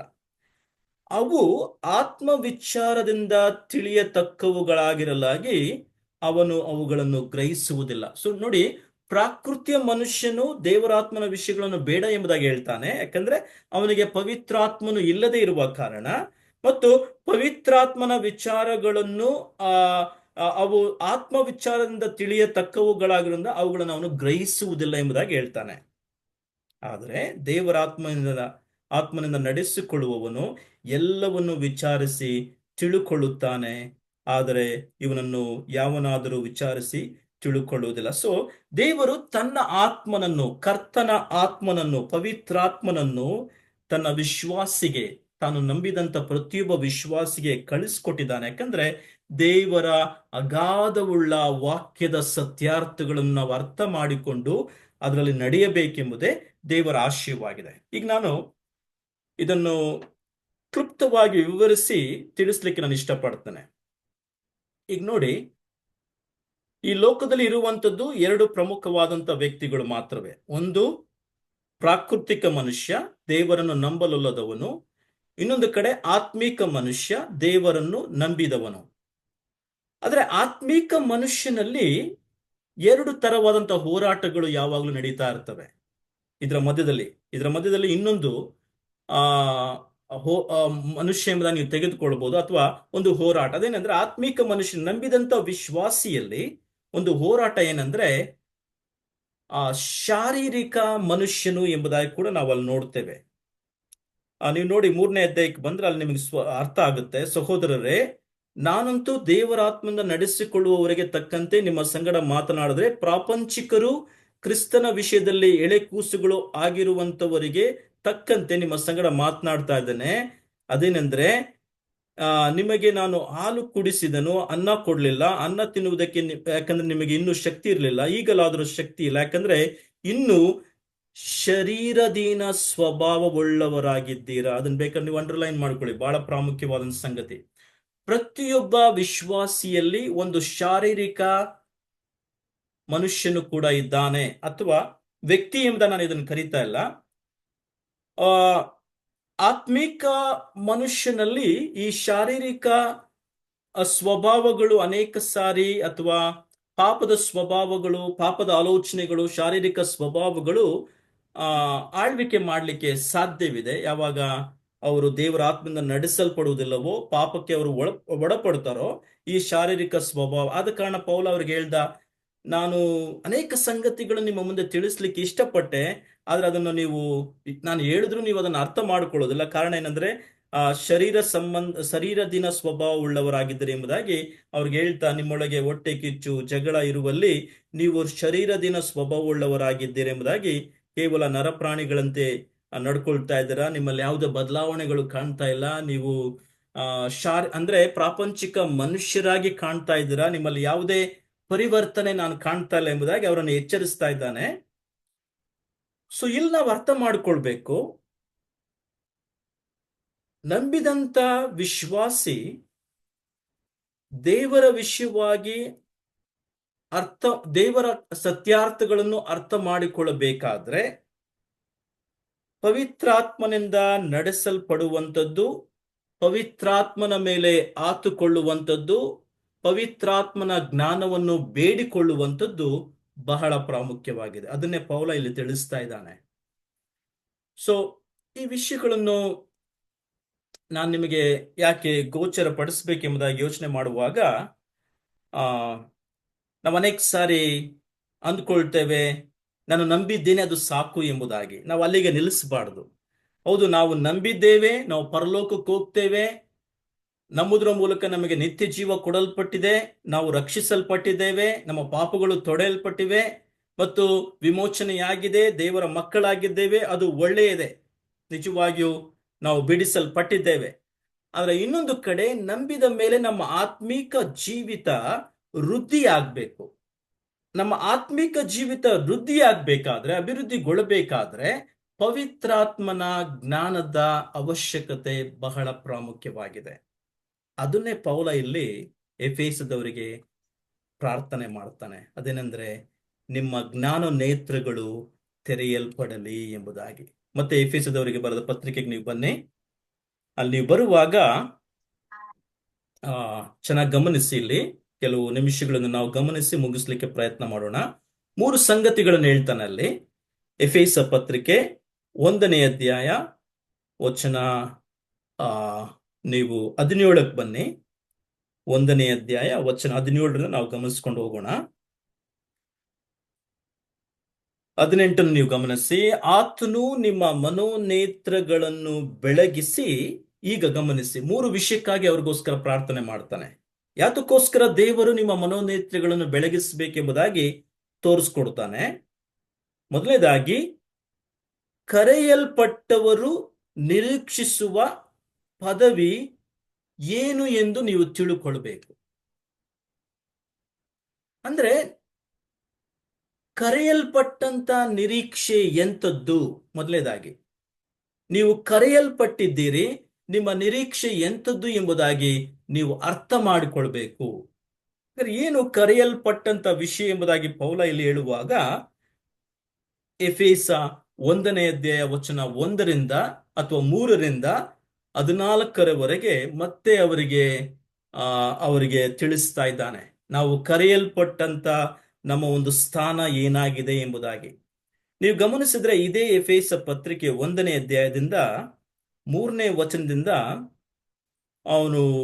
ನಾವಿದನ್ನು ಬಹಳ ಸ್ಪಷ್ಟವಾಗಿ ಒಂದೊಂದಾಗಿ ತೆಗೆದುಕೊಂಡು ವಿವರಣೆ ಮಾಡಿದ್ದೇವೆ. ಇಲ್ಲಿ ನಾವು ಕರೆಯಲ್ಪಟ್ಟಾಗ ನಮ್ಮ ಸ್ಥಾನ ಏನಾಗಿತ್ತು ಅಂದ್ರೆ, ಯೇಸು ಕ್ರಿಸ್ತನನ್ನು ನಾವು ಅಂಗೀಕಾರ ಮಾಡಿಕೊಂಡಾಗ, ರಕ್ಷಣೆಗೆ ನಾವು ಕರೆಯಲ್ಪಟ್ಟಾಗ ದೇವರು ನಮಗೆ ಅನುಗ್ರಹಿಸಿಕೊಟ್ಟಂತ ಸ್ಥಾನ ಏನೆಂಬುದನ್ನು ಅವರಿಗೆ ನೆನಪು ಮಾಡ್ತಾ ಇದ್ದಾನೆ. ಅಂದ್ರೆ ಮೊದಲನೇದಾಗಿ, ದೇವರು ನಮಗೆ ಈ ಪರಲೋಕದ ಸಕಲ ಆತ್ಮೀಯ ಆಶೀರ್ವಾದಗಳನ್ನು ಕೊಟ್ಟ. ಆ ಆಶೀರ್ವಾದಗಳಲ್ಲಿ ಯಾವುದಂದ್ರೆ, ನಾವು ಜಗದುತ್ಪತ್ತಿಗೆ ಮುಂಚೆ ಕ್ರಿಸ್ತನಲ್ಲಿ ನಮ್ಮನ್ನು ದೇವರು ಆರಿಸಿಕೊಂಡಿದ್ದ. ಎರಡನೇದಾಗಿ, ಕ್ರಿಸ್ತನಲ್ಲಿ ನಾವು ಪುತ್ರ ಸ್ವೀಕಾರವನ್ನು ಹೊಂದಿಕೊಂಡಿದ್ದೇವೆ. ಮೂರನೇದಾಗಿ 7ನೇ ವಚನಕ್ಕೆ ಬರುವಾಗ, ಯೇಸು ಕ್ರಿಸ್ತನ ಮೂಲಕವಾಗಿ ನಮಗೆ ಬಿಡುಗಡೆ, ವಿಮೋಚನೆ, ಆತನ ರಕ್ತದ ಮೂಲಕವಾಗಿ ಬಿಡುಗಡೆ, ವಿಮೋಚನೆ ಮತ್ತು ನಮ್ಮ ಅಪರಾಧಗಳು ಪರಿಹಾರವಾಗಿದೆ. ಹಾಗೆ ತಿಳಿಸುತ್ತಾ 13-14 ವಚನಕ್ಕೆ ಬರುವಾಗ, ನಮಗೆ ದೇವರು ಪವಿತ್ರಾತ್ಮನನ್ನು ಕಳಿಸ್ಕೊಟ್ಟಿದ್ದಾನೆ. ಸೊ ಇದು ಕರೆಯಲ್ಪಟ್ಟಂತ ಒಂದು ಸ್ಥಾನ. ವಿಶ್ವಾಸಿಗಳು ಕರೆಯಲ್ಪಟ್ಟಾಗ ನಿಮಗಿರ್ತಕ್ಕಂಥ ನಿರೀಕ್ಷೆ ಏನೆಂಬುದನ್ನು ನೀವು ಅರ್ಥ ಮಾಡಿಕೊಂಡು ಜೀವಿಸುವಂತೆ ದೇವರು ನಿಮಗೆ ನಿಮ್ಮ ಮನೋನೇತ್ರಗಳನ್ನು ತೆರೆಯಲಿ ಎಂಬುದಾಗಿ ಹೇಳ್ತಾನೆ. ಇದು ಬಹಳ ಪ್ರಾಮುಖ್ಯ. ಇದು ಅನೇಕ ಸಾರಿ ನಮಗೆ ಕ್ರಿಸ್ತನಲ್ಲಿ ಇರುವಂತ ಸ್ಥಾನವನ್ನು ನಾವು ಮರೆತು ಹೋಗ್ತೇವೆ. ಅನೇಕ ಸಾರಿ ವಸ್ತುಗಳ ಒಂದು ಮೇಲೆ ಮಾತ್ರ ನಾವು ಆಧಾರಗೊಂಡಿರ್ತೇವೆ, ಅಥವಾ ಶಾರೀರಿಕವಾದಂತಹ ಭಾವದಲ್ಲಿ ನಾವು ಜೀವಿಸ್ತಾ ಇರ್ತೇವೆ. ಕ್ರಿಸ್ತನಲ್ಲಿ ಇರ್ತಕ್ಕಂಥ ನಮ್ಮ ಶ್ರೇಷ್ಠವಾದಂಥ ಸ್ಥಾನವನ್ನು ನಾವು ಅನೇಕ ಸಾರಿ ಮರೆತು ಹೋಗ್ತೇವೆ. ಅದಕ್ಕೆ ಪೌಲ ಇಲ್ಲಿ ಅವರಿಗೆ ನೆನಪಿಸ್ತಾ ಇದ್ದಾನೆ, ನೀವು ಕರೆಯಲ್ಪಟ್ಟಾಗ ನಿಮಗೆ ಇರುವಂತಹ ಆ ದೊಡ್ಡ ನಿರೀಕ್ಷೆಯ ಸ್ಥಾನ ಏನು ಎಂಬುದನ್ನು ನೀವು ಅರ್ಥ ಮಾಡಿಕೊಳ್ಳುವಂತೆ ದೇವರು ನಿಮ್ಮ ಮನೋನೇತ್ರಗಳನ್ನು ಬೆಳಗಿಸಲಿ ಎಂಬುದಾಗಿ ಅವ್ರಿಗೋಸ್ಕರ ಪ್ರಾರ್ಥನೆ ಮಾಡ್ತಾನೆ. ನೋಡಿ ಎಷ್ಟು ಶ್ರೇಷ್ಠವಾದಂತಹ ಪ್ರಾರ್ಥನೆ. ನಾವು ಕೂಡ ಬೇರೆಯವರಿಗೋಸ್ಕರ ಪ್ರಾರ್ಥನೆ ಮಾಡುವಾಗ ನಿರ್ದಿಷ್ಟವಾಗಿ ನಮ್ಮ ನಿರೀಕ್ಷೆ ಎಂಥದ್ದು, ಕ್ರಿಸ್ತನಲ್ಲಿ ನಮ್ಮ ಸ್ಥಾನ ಎಂಥದ್ದು ಎಂಬುದಾಗಿ ತಿಳುಕೊಂಡು ನಾವು ಪ್ರಾರ್ಥಿಸಬೇಕಾಗಿದೆ. ಬಹಳ ಪ್ರಾಮುಖ್ಯ. ಎರಡನೇದಾಗಿ ನೋಡಿ, ಇಲ್ಲಿ ಇದೇ 18ನೇ ವಚನ ನೀವು ಗಮನಿಸಿ, 1ನೇ ಅಧ್ಯಾಯ 18ನೇ ವಚನದ 2ನೇ ಭಾಗ, ದೇವ ಜನರೆಂಬ ಆತನ ಸ್ವಾಸ್ಥ್ಯದ ಮಹಿಮಾತಿಶಯವು. ಓಕೆ, ಸ್ವಾಸ್ಥ್ಯದ ವಿಷಯವಾಗಿ ಮಾತನಾಡ್ತಾನೆ. ಅಂದ್ರೆ ವಿಶ್ವಾಸಿಗಳು ಕ್ರಿಸ್ತನಲ್ಲಿ ಹೊಂದಿಕೊಂಡಿರ್ತಕ್ಕಂಥ ಬಾಧ್ಯತೆ ಏನು? ಇಲ್ಲಿ ಎರಡು ವಿಷಯ ಬಹಳ ಪ್ರಾಮುಖ್ಯ. ಸ್ವಾಸ್ಥ್ಯ ಅಥವಾ ಬಾಧ್ಯತೆ ಎಂಬುದಾಗಿ ನಾವು ತೆಗೆದುಕೊಳ್ಳುವಾಗ, ಯಾವುದು ನಮಗೆ ಕೊಡಲ್ಪಟ್ಟಿದೆ ಕ್ರಿಸ್ತನಲ್ಲಿ, ಅಂದ್ರೆ ಪರಲೋಕದ ಬಾಧ್ಯತೆ ಮತ್ತು ನಿತ್ಯ ಜೀವದ ಬಾಧ್ಯತೆ, ಕ್ರಿಸ್ತನ ಸಂಗಡ ಸದಾಕಾಲ ಜೀವಿಸುವಂತ ಪ್ರಸನ್ನತೆಯ ಬಾಧ್ಯತೆ, ಪರಲೋಕದ ಸರ್ವ ಆಶೀರ್ವಾದಗಳ ಬಾಧ್ಯತೆ, ಇದು ಪ್ರತಿಯೊಬ್ಬ ವಿಶ್ವಾಸಿಗೆ ಕೊಡಲ್ಪಟ್ಟಿದೆ. ಆ ಸ್ವಾಸ್ಥ್ಯದ ಮಹಿಮೆ ಏನು ಎಂಬುದನ್ನು ನೀವು ಅರ್ಥ ಮಾಡಿಕೊಳ್ಳುವಂತೆ ದೇವರು ನಿಮ್ಮ ಮನೋನೇತ್ರಗಳನ್ನು ಬೆಳಗಿಸಲಿ ಎಂಬುದಾಗಿ ಪೌಲ ಇಲ್ಲಿ ಪ್ರಾರ್ಥನೆ ಅಂದ್ರೆ ಸ್ವಾಸ್ಥ್ಯ ಅಥವಾ ಬಾಧ್ಯತೆ ಎಂಬುದಾಗಿ ಹೇಳುವಾಗ, ಇದು ಒಂದು ಅಮೂಲ್ಯವಾದಂತ ಸ್ವಾಸ್ಥ್ಯವಾಗಿದೆ. ಪ್ರತಿಯೊಬ್ಬ ವಿಶ್ವಾಸಿಗೆ ದೇವರು ತಾನೇ ಸ್ವಾಸ್ಥ್ಯವಾಗಿದ್ದಾನೆ ಮತ್ತು ಅವರಿಗೆ ಸ್ವಾಸ್ಥ್ಯವನ್ನು, ಪರಲೋಕವನ್ನು ಅಂದ್ರೆ ನಿತ್ಯ ಜೀವವನ್ನು ಸ್ವಾಸ್ಥ್ಯವನ್ನಾಗಿ ಅವರಿಗೆ ಕೊಟ್ಟಿದ್ದಾನೆ. ಸೊ ನಮ್ಮ ಬಾಧ್ಯತೆ ಎಂಥದ್ದು ಎಂಬುದನ್ನು ನಾವು ಚೆನ್ನಾಗಿ ಅರ್ಥ ಮಾಡಿಕೊಳ್ಬೇಕು. ನಾವು ಈ ಲೋಕಕ್ಕೆ ಸಂಬಂಧಪಟ್ಟವರಲ್ಲ. ಈ ಲೋಕದಲ್ಲಿ ನಾವು ಜೀವಿಸ್ತೇವೆ ಸ್ವಲ್ಪ ಕಾಲ, ಆದರೆ ನಮ್ಮ ಸಮಯ ಬರುವಾಗ ಪರಲೋಕಕ್ಕೆ ಹೋಗ್ತೇವೆ. ಪರಲೋಕವೇ ನಮ್ಮ ಶಾಶ್ವತವಾದಂತಹ ಸ್ವಾಸ್ಥ್ಯವಾಗಿದೆ ಎಂಬುದನ್ನು ನಾವು ಚೆನ್ನಾಗಿ ಅರ್ಥ ಮಾಡಿಕೊಳ್ಬೇಕು. ಯಾವಾಗ ನಾವು ಇದನ್ನು ಅರ್ಥ ಮಾಡಿಕೊಳ್ತೇವೋ, ನಮ್ಮ ನಮ್ಮ ಅನಿಸಿಕೆಗಳು, ನಮ್ಮ ಆಲೋಚನೆಗಳು, ನಮ್ಮ ದೃಷ್ಟಿಗಳು, ನಾವು ಯಾವುದರ ಹಿಂದೆ ಹೋಗ್ತಾ ಇದ್ದೇವೆ, ಇವೆಲ್ಲವೂ ಬದಲಾಗುತ್ತೆ. ಯಾಕೆಂದ್ರೆ ಪೌಲ ಪದೇ ಪದೇ ಫಿಲಿಪ್ಪಿದವರಿಗಾಗ್ಲಿ ಎಫೆಸದವರಿಗಾಗ್ಲಿ ಬರೆಯುವಾಗ ಹೇಳ್ತಾನೆ, ನಾವು ಪರಲೋಕ ಸಂಸ್ಥಾನದವರು ಎಂಬುದಾಗಿ ಪದೇ ಪದೇ ಹೇಳ್ತಾನೆ. ಅರ್ಥ ಏನಂದ್ರೆ, ಈ ಲೋಕಕ್ಕಾಗಿ ನಾವು ಜೀವಿಸುವಂತವರಲ್ಲ. ಈ ಲೋಕದಲ್ಲಿ ನಾವು ಜೀವಿಸ್ತೇವೆ ಸ್ವಲ್ಪ ಕಾಲ ಮಾತ್ರ. ಆದ್ರೆ ಒಂದಿನ ಬರುತ್ತೆ, ನಮ್ಮ ಸಮಯ ಬರುವಾಗ ನಾವು ಪರಲೋಕಕ್ಕೆ ಹೋಗ್ತೇವೆ. ಆದ್ರೆ ಪರಲೋಕವೇ ನಮ್ಮ ಶಾಶ್ವತವಾದಂತ ಸ್ವಾಸ್ಥ್ಯವಾಗಿದೆ. ಆ ಸ್ವಾಸ್ಥ್ಯಕ್ಕೋಸ್ಕರ ನಾವು ಜೀವಿಸೋಣ ಎಂಬುದಾಗಿ ಪೌಲ ಹೇಳ್ತಾನೆ. ಸೊ ಈ ದೃಷ್ಟಿ ಯಾವಾಗ ವಿಶ್ವಾಸಿಯಲ್ಲಿ ಬರುತ್ತೋ, ಅಂದ್ರೆ ನಾವು ಪರಲೋಕ ಸಂಸ್ಥಾನದವರು, ಪರಲೋಕಕ್ಕಾಗಿ ಜೀವಿಸುವಂತವರು, ಒಂದು ದಿನ ಪರಲೋಕ ನಮಗೆ ಶಾಶ್ವತವಾಗಿ ಕೊಡಲ್ಪಟ್ಟಂತ ನಿತ್ಯ ಜೀವ ಎಂಬುದಾಗಿ ಯಾವಾಗ ವಿಶ್ವಾಸಿ ಅರ್ಥ ಮಾಡಿಕೊಳ್ತಾನೋ, ಈ ಲೋಕದ ವಸ್ತುಗಳ ಮೇಲೆ ವ್ಯಾಮೋಹ ಅವನಿಗೆ ಹೊರಟೋಗುತ್ತೆ. ಅಂದ್ರೆ ಈ ಲೋಕದ ವಸ್ತುಗಳು ನಮಗೆ ಬೇಡ ಎಂಬುದನ್ನು ನಾನು ಹೇಳ್ತಾ ಇಲ್ಲ, ಅವಶ್ಯಕವಾಗಿವೆ. ಯೇಸು ಕ್ರಿಸ್ತನು ತಾನೇ ನಮಗೋಸ್ಕರ ಪ್ರಾರ್ಥನೆ ಮಾಡುವಾಗ ಬೋಧಿಸ್ತಾನೆ. ಈ ರೀತಿಯಾಗಿ ಹೇಳ್ತಾನೆ, ಈಗೋ ನೀವು ಏನು ತಿನ್ನಬೇಕು, ಏನು ಕುಡಿಯಬೇಕು, ಏನು ಒದ್ದುಕೊಳ್ಳಬೇಕು, ಅಥವಾ ನಾಳಿನ ವಿಷಯವಾಗಿ ಏನಿದೆ, ಏನ್ ಮಾಡಬೇಕೆಂಬುದಾಗಿ ಇವುಗಳ ವಿಷಯವಾಗಿ ನೀವು ಚಿಂತೆ ಮಾಡಬೇಡಿ. ಯಾಕಂದ್ರೆ ದೇವರು ನಿಮ್ಮ ಅವಶ್ಯಕತೆಗಳನ್ನು ಒದಗಿಸಿ ಕೊಡ್ತಾನೆ, ನಿಮಗೇನ್ ಬೇಕಾಗಿದ್ದನ್ನು ನೋಡ್ಕೊಳ್ತಾನೆ. ಆದ್ರೆ ನಿಮ್ಮ ದೃಷ್ಟಿ ಯಾವಾಗಲೂ ಈ ಲೋಕದ ಮೇಲೆ ಇರದೆ, ಭೂ ಸಂಬಂಧವಾದವುಗಳ ಮೇಲೆ ಇರದೆ, ಪರಲೋಕ ಸಂಸ್ಥಾನದವರಾಗಿ ಅಥವಾ ಪರಲೋಕದ ದೃಷ್ಟಿಯುಳ್ಳವರಾಗಿ ನೀವು ಜೀವಿಸಬೇಕೆಂಬುದಾಗಿ ಅವ್ರಿಗೆ ಹೇಳ್ತಾನೆ. ಸೊ ನಮ್ಮ ಸ್ವಾಸ್ಥ್ಯ ಏನು ಎಂಬುದನ್ನು ನಾವು ಚೆನ್ನಾಗಿ ಅರ್ಥ ಮಾಡಿಕೊಳ್ಬೇಕು. ಈ ಲೋಕದ ವಸ್ತುಗಳ ಮೇಲೆ ನಾವು ಆಧಾರಗೊಳ್ಳದೆ, ಯಾಕಂದ್ರೆ ಅವೆಲ್ಲವೂ ಒಂದಿನ ಹೊರಟು ಹೋಗುತ್ತೆ, ಹಾಳಾಗಿ ಹೋಗುತ್ತೆ. ಆದ್ರೆ ಕ್ರಿಸ್ತನು ನಮಗೆ ಸ್ವಾಸ್ಥ್ಯವಾಗಿದ್ದಾನೆ ಎಂಬುದು ಒಂದು ಶ್ರೇಷ್ಠವಾದಂತ ಸಂಗತಿ. ಮತ್ತು ಕೇವಲ ಕ್ರಿಸ್ತನೇ ನಮಗೆ ಸ್ವಾಸ್ಥ್ಯವಾಗಿರುವುದಷ್ಟೇ ಅಲ್ಲ, ಕ್ರಿಸ್ತನು ನಮಗೆ ಅನುಗ್ರಹಿಸಿಕೊಟ್ಟಂತಹ ಬಾಧ್ಯತೆ, ಪರಲೋಕದ ಬಾಧ್ಯತೆ, ಅದು ನಮಗೆ ಶಾಶ್ವತವಾಗಿದೆ. ಆ ಒಂದು ದೃಷ್ಟಿಯಲ್ಲಿ ಪ್ರತಿಯೊಬ್ಬ ವಿಶ್ವಾಸಿ ಜೀವಿಸಬೇಕಾಗಿದೆ. ಇಹಲೋಕದ ವಿಷಯಗಳ ಮೇಲೆ ವ್ಯಾಮೋಹ ಪಡುವುದನ್ನು ಬಿಟ್ಟು, ಅಥವಾ ಅವುಗಳ ಹಿಂದೆ ಹೋಗುವುದನ್ನು ಬಿಟ್ಟು, ಈ ಪರಲೋಕದ ಸ್ವಾಸ್ಥ್ಯದ ವಿಷಯವಾಗಿ ನಾವು ಗಮನ ಹರಿಸಬೇಕಾಗಿದೆ. ಮೂರನೇ ಸಂಗತಿ ನೋಡಿ, ಆ 19ನೇ ವಚನ. ಇದನ್ನು ಹೇಳಿ ನಾನು ಮುಗಿಸ್ತೇನೆ. 19ನೇ ವಚನ. ಮೊದಲನೇದಾಗಿ ಪೌಲ ಹೇಳ್ದ, ನಿಮ್ಮ ಮನೋನೇತ್ರಗಳು ಯಾಕೆ ಬೆಳಗ್ಬೇಕು. ಮೊದಲನೇದಾಗಿ ನೀವು ಕರೆಯಲ್ಪಟ್ಟಂತ ನಿರೀಕ್ಷೆ ಏನು ಎಂಬುದನ್ನು ಅರ್ಥ ಮಾಡಿಕೊಳ್ಬೇಕು. ಎರಡನೇದಾಗಿ ಆ ಮಹಿಮೆಯುಳ್ಳ ಸ್ವಾಸ್ಥ್ಯ, ಅಂದ್ರೆ ಪರಲೋಕದ ಬಾಧ್ಯತೆಯ ಸ್ವಾಸ್ಥ್ಯ ನಿಮಗೆ ಕೊಡಲ್ಪಟ್ಟಿದೆಯಲ್ಲ, ಅದರ ಶ್ರೇಷ್ಠತೆಯನ್ನು ನೀವು ಅರ್ಥ ಮಾಡಿಕೊಳ್ಬೇಕು. ಮೂರನೇದಾಗಿ ನಂಬುವವರಾದ ನಮ್ಮಲ್ಲಿ ಆತನು ಸಾಧಿಸುವ ಪರಾಕ್ರಮ. ಇದು ಬಹಳ ಪ್ರಾಮುಖ್ಯ ಇಲ್ಲಿ. ಯಾರ್ಯಾರು ಯೇಸು ಕ್ರಿಸ್ತನಲ್ಲಿ ನಂಬಿಕೆ ಇಟ್ಟಿದ್ದಾರೋ ನಮ್ಮಲ್ಲಿ ದೇವರು ತನ್ನ ಆತ್ಮನ ಮೂಲಕವಾಗಿ ಪರಾಕ್ರಮಿಯಾಗಿ ಕಾರ್ಯ ಮಾಡುತ್ತಾನೆ ಎಂಬುದನ್ನು ನಾವು ಚೆನ್ನಾಗಿ ಇಲ್ಲಿ ಅರ್ಥ ಮಾಡಿಕೊಳ್ಬೇಕಂದ್ರೆ ಆತನ ಆ ಪರಾಕ್ರಮವು ಎಷ್ಟು ಅತಿಶಯವಾಗಿದೆ ಎಂಬುದನ್ನು ನೀವು ತಿಳುಕೊಳ್ಳುವಂತೆ ನಿಮಗೆ ಜ್ಞಾನವನ್ನು ಅನುಗ್ರಹಿಸಲಿ ಮತ್ತು ನಿಮ್ಮ ಮನೋನೇತ್ರಗಳನ್ನು ಬೆಳಗಿಸಲಿ ಎಂಬುದಾಗಿ ಹೇಳ್ತಾನೆ. ಈ ಪರಾಕ್ರಮದ ಬಗ್ಗೆ ನಾನು ಕಾಲಕ್ರಮೇಣ 3ನೇ ಅಧ್ಯಾಯಕ್ಕೆ ಬರುವಾಗ ಅಥವಾ 4ನೇ ಅಧ್ಯಾಯಕ್ಕೆ ಬರುವಾಗ ಅದನ್ನು ನಾನು ವಿವರಿಸ್ತೇನೆ. ಸದ್ಯಕ್ಕೆ ನಾವು ಇದನ್ನು 3 ವಿಷಯಗಳನ್ನು ನಾವು ಗಮನಿಸ್ಕೊಳ್ಳೋಣ.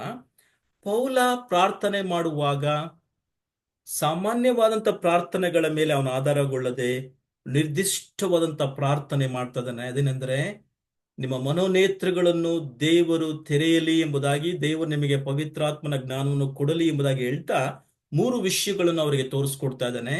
ಮೊದಲನೇದಾಗಿ ನಿಮ್ಮ ನಿರೀಕ್ಷೆಯ ಒಂದು ಕರೆ, ಅಥವಾ ನೀವು ಕರೆಯಲ್ಪಟ್ಟಾಗ ನಿಮಗೆ ಕೊಡಲ್ಪಟ್ಟಂತ ಆ ನಿರೀಕ್ಷೆಯ ಪದವಿ.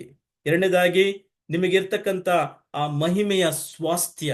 ಮೂರನೇದಾಗಿ ದೇವರು ನಿಮ್ಮಲ್ಲಿ ಕಳಿಸಿಕೊಟ್ಟಂತ ಪವಿತ್ರಾತ್ಮನ ಬಲ ಎಷ್ಟು ಮಹತ್ತಾಗಿದೆ, ಎಷ್ಟು ಅತಿಶಯವಾಗಿದೆ ಎಂಬುದನ್ನು ನೀವು ಅರ್ಥ ಮಾಡಿಕೊಳ್ಳುವಂತೆ ನಿಮಗೆ ನಿಮಗೆ ಜ್ಞಾನವನ್ನು ಕೊಡಲಿ ಎಂಬುದಾಗಿ ಪ್ರಾರ್ಥನೆ. ಇದನ್ನು ವಿವರಿಸ್ತಾ 20ನೇ ವಚನದಿಂದ ಪೌಲ ಹೇಳ್ತಾನೆ, ಆ ಬಲ ಎಂತದಂದ್ರೆ ಆ ಬಲಾತಿಶಯವು, ಆತನ ಬಲಾತಿಶಯವು ಎಷ್ಟು ಮಹತ್ತಾದದೆಂಬುದನ್ನು ಕ್ರಿಸ್ತನಲ್ಲಿ ತೋರಿ ಬಂದಿದೆ. ಹೇಗೆಂದ್ರೆ, ಆತನು ಸತ್ತಿದ್ದ ಕ್ರಿಸ್ತನನ್ನು ಬದುಕಿಸಿ ಪರಲೋಕದೊಳಗೆ ಸಕಲ ರಾಜ್ಯತ್ವ, ಅಧಿಕಾರ, ಮಹತ್ವ, ಪ್ರಭುತ್ವಾದಿಗಳ ಮೇಲೆಯೂ, ಈ ಲೋಕದಲ್ಲಿ ಮಾತ್ರವಲ್ಲದೆ ಬರುವ ಲೋಕದಲ್ಲಿ ಸಹ ಹೆಸರುಗೊಂಡವರೆಲ್ಲರ ಮೇಲೆಯೂ ತನ್ನ ಬಲಗಡೆಯಲ್ಲಿ ಆತನು ಕೂಡಿರಿಸಿದ್ದಾನೆ. ಅಂದ್ರೆ ದೇವರು ಯೇಸು ಕ್ರಿಸ್ತನನ್ನು ಮರಣದಿಂದ ಎಬ್ಬಿಸುವುದರ ಮೂಲಕವಾಗಿ ತನ್ನ ಬಲ ಏನು ಎಂಬುದನ್ನು ತೋರಿಸಿದ್ದಾನೆ.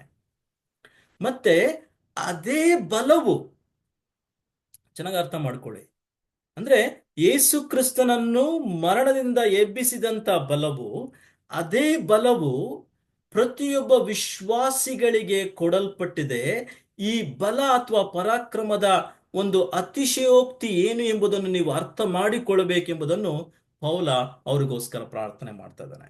ಅಂದ್ರೆ ಪವಿತ್ರಾತ್ಮನ ಬಲ ಪ್ರತಿಯೊಬ್ಬ ವಿಶ್ವಾಸಿಗೆ, ಪವಿತ್ರಾತ್ಮನು ತನ್ನ ಪ್ರತಿಯೊಬ್ಬ ವಿಶ್ವಾಸಿಯ ಜೀವಿತದಲ್ಲಿ ವ್ಯಕ್ತಿಯಾಗಿ ಬರುವಾಗ ಅವರಿಗೆ ಈ ಬಲವನ್ನು ನಾವು ಅರ್ಥ ಮಾಡಿಕೊಳ್ಳುವಂತೆ ದೇವರು ಜ್ಞಾನವನ್ನು ಕೊಡಲಿ ಎಂಬುದಾಗಿ ಪೌಲ ಅವರಿಗೋಸ್ಕರ ಪ್ರಾರ್ಥನೆ ಮಾಡ್ತಾ ಇದ್ದಾನೆ. ಸೊ ನಮ್ಮ ಪ್ರಾರ್ಥನೆಗಳು ನಿರ್ದಿಷ್ಟವಾದಂಥ ಪ್ರಾರ್ಥನೆ ಆಗ್ಬೇಕು ಎಂಬುದನ್ನು ನಾನು ಒತ್ತಿ ಹೇಳ್ತಾ ಇದ್ದೇನೆ. ಸಾಮಾನ್ಯವಾದಂಥ ಪ್ರಾರ್ಥನೆಗಳಿಂದ ನಾವು, ಅಂದ್ರೆ ಸಾಮಾನ್ಯವಾದಂಥ ಪ್ರಾರ್ಥನೆಗಳು ಮಾಡಬಾರದು ಎಂದು ನಾನು ಹೇಳ್ತಾ ಇಲ್ಲ.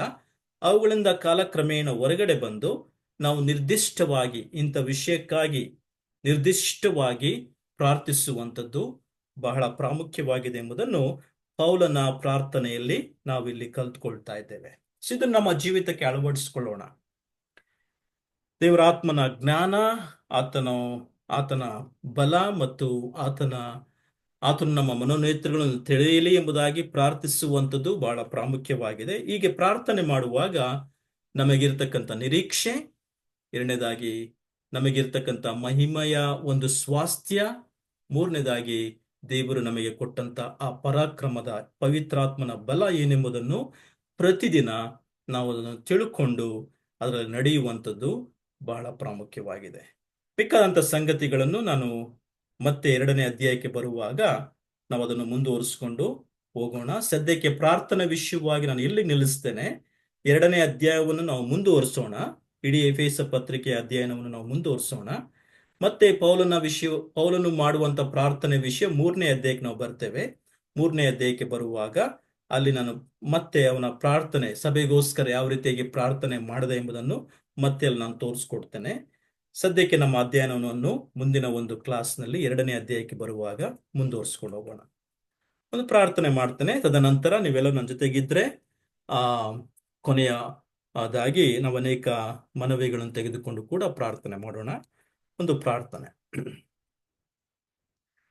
ಪ್ರೀತಿಯುಳ್ಳ ದೇವರೇ, ಈ ದಿನಕ್ಕಾಗಿ ಸ್ತೋತ್ರ. ಕರ್ತನೆ, ನಿನ್ನ ವಾಕ್ಯದ ಮೂಲಕವಾಗಿ ಪವಿತ್ರಾತ್ಮನ ಜ್ಞಾನ ಎಷ್ಟು ಅವಶ್ಯಕವಾಗಿದೆ ಎಂಬುದನ್ನು ನಮಗೆ ತೋರಿಸ್ಕೊಟ್ಟಿದೆಯಾ. ಪವಿತ್ರಾತ್ಮನನ್ನು ನಮ್ಮ ಹೃದಯದೊಳಗೆ ಕಳುಹಿಸಿಕೊಡೋದ್ರ ಮೂಲಕವಾಗಿ ಪವಿತ್ರಾತ್ಮನು ಬರೆದಂತ ನಿನ್ನ ವಾಕ್ಯವನ್ನು, ಈ 66 ಪುಸ್ತಕಗಳಲ್ಲಿ ಇಟ್ಟಿರ್ತಕ್ಕಂಥ ಸತ್ಯಾರ್ಥಗಳನ್ನು ಗ್ರಹಿಸುವಂತ ಜ್ಞಾನ ನಮಗೆ ಎಷ್ಟು ಅವಶ್ಯಕವಾಗಿದೆ. ಪವಿತ್ರಾತ್ಮನ ಸಹಾಯವಿಲ್ಲದೆ ನಾವು ಏನು ಮಾಡಲು ಅಶಕ್ತರಾಗಿದ್ದೇವೆ. ಕರ್ತನೆ, ನಮ್ಮನ್ನು ಕರುಣಿಸು. ನಮಗೆ ನಮ್ಮ ಮನೋನೇತ್ರಗಳನ್ನು ತೆರೆಯ ಮಾಡು. ಆ ಶಿಷ್ಯರ ಹಾಗೆ ವಾಕ್ಯಗಳನ್ನು ಅರ್ಥ ಮಾಡಿಕೊಳ್ಳುವಂತ ಮನೋನೇತ್ರಗಳನ್ನು ತೆರೆಯ ಮಾಡು. ಮತ್ತು ಎಲೀಷನ ಸೇವಕನ ಹಾಗೆ ಕರ್ತನೆ, ನಮ್ಮಲ್ಲಿ ನಮ್ಮ ಸಂಗಡ ದೇವರಿದ್ದಾನೆ, ನಮ್ಮಲ್ಲಿರುವಂಥವರು ಈ ಲೋಕದಲ್ಲಿರುವಂಥವರಿಗಿಂತ ಹೆಚ್ಚಿನವರಾಗಿದ್ದಾರೆ ಎಂಬುದಾಗಿ ಅವನು ತಿಳುಕೊಂಡು ಆ ದೇವರಲ್ಲಿ ನಂಬಿದಂತ, ದೇವರ ಒಂದು ಪರಾಕ್ರಮದಲ್ಲಿ ನಂಬಿದಂತ ಒಂದು ದೃಷ್ಟಿ ಅವನಿಗೆ ಕೊಡಲ್ಪಟ್ಟಂತ ಒಂದು ಪವಿತ್ರಾತ್ಮನ ಜ್ಞಾನವನ್ನು ನಮಗೆ ಅನುಗ್ರಹಿಸಿಕೊಡು. ಮತ್ತು ಕರ್ತನೆ, ಕೀರ್ತನೆಗಾರನು ಪ್ರಾರ್ಥನೆ ಮಾಡುವ ಪ್ರಕಾರ ನನ್ನ ಕಣ್ಣು ತೆರೆ, ಆಗ ನಿನ್ನ ಧರ್ಮಶಾಸ್ತ್ರದ, ನಿನ್ನ ವಾಕ್ಯದ ಆಳತೆಯನ್ನು ಅರ್ಥ ಮಾಡಿಕೊಳ್ಳುವೆನು ಎಂಬುದಾಗಿ ಈಗ ದೇವರು ನಾವು ಪ್ರಾರ್ಥನೆ ಮಾಡ್ತಾ ಇದ್ದೇವೆ.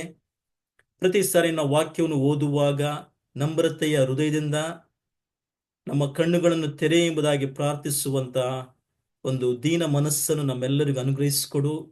ಮತ್ತು ನಿನ್ನ ವಾಕ್ಯದ ಜ್ಞಾನದಲ್ಲಿ ಪ್ರತಿದಿನ ಬೆಳೆಯುವಂತೆ, ನಿನಗೆ ಹತ್ತಿರವಾಗುವಂತೆ ಮತ್ತು ಅನೇಕರಿಗೆ ನಿನ್ನ ವಾಕ್ಯದ ಸುಗಂಧವಾದಂಥ ದ್ರವ್ಯವುಳ್ಳಂತ ಒಂದು ಸಂಗತಿಯನ್ನು ಅನೇಕರಿಗೆ ತಿಳಿಸಿ ಅನೇಕರನ್ನ ಕಡೆಗೆ ನಡೆಸುವಂತೆ ನಮ್ಮನ್ನು ಉಪಯೋಗಿಸಿ ಎಂಬುದಾಗಿ ನಾವು ಪ್ರಾರ್ಥನೆ ಮಾಡುತ್ತೇವೆ.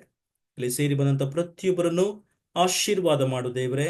ನಿನ್ನ ಮಹಿಮೆಗೋಸ್ಕರ ಪರಲೋಕದ ಜ್ಞಾನವನ್ನು ಇವರೆಲ್ಲರಿಗೂ ಅನುಗ್ರಹಿಸಿಕೊಟ್ಟು ಇವರ ಮನೋನೇತ್ರಗಳು ಬೆಳಗುತ್ತಾ ನಮಗಿರ್ತಕ್ಕಂಥ ಮಹಾ ನಿರೀಕ್ಷೆ ಎಂಥದ್ದು, ನಮಗಿರುವಂತ ಆ ಮಹಿಮಾತಿಶಯದ ಸ್ವಾಸ್ಥ್ಯತೆ ಎಂಥದ್ದು, ಮತ್ತು ನಮಗೆ ಕೊಡಲ್ಪಟ್ಟಂತ ಪರಾಕ್ರಮ ಪವಿತ್ರಾತ್ಮನ ಬಲ ಎಂಥದ್ದು ಎಂಬುದಾಗಿ ಇನ್ನೂ ಹೆಚ್ಚಾಗಿ ಅನುಭವದೊಡನೆ ಕರ್ತನೆ ಇವರೆಲ್ಲರೂ ತಿಳ್ಕೊಂಡು ನಿನ್ನ ವಾಕ್ಯದ ಜ್ಞಾನದಲ್ಲಿ ಬೆಳೆಯಲಿ ಎಂಬುದಾಗಿ ನಾವು ಪ್ರಾರ್ಥಿಸ್ತಾ ಇದ್ದೇವೆ. ಮಹಿಮೆ ಘನತೆ ನಾವು ನಿನಗೆ ಸಲ್ಲಿಸ್ತೇವೆ. ಯೇಸು ಕ್ರಿಸ್ತನ ಹೆಸರಿನಲ್ಲಿ ಬಿಡುತ್ತೇವೆ ನಮ್ಮ ತಂದೆಯೇ, ಆಮೆನ್. Thank you. ಒಂದು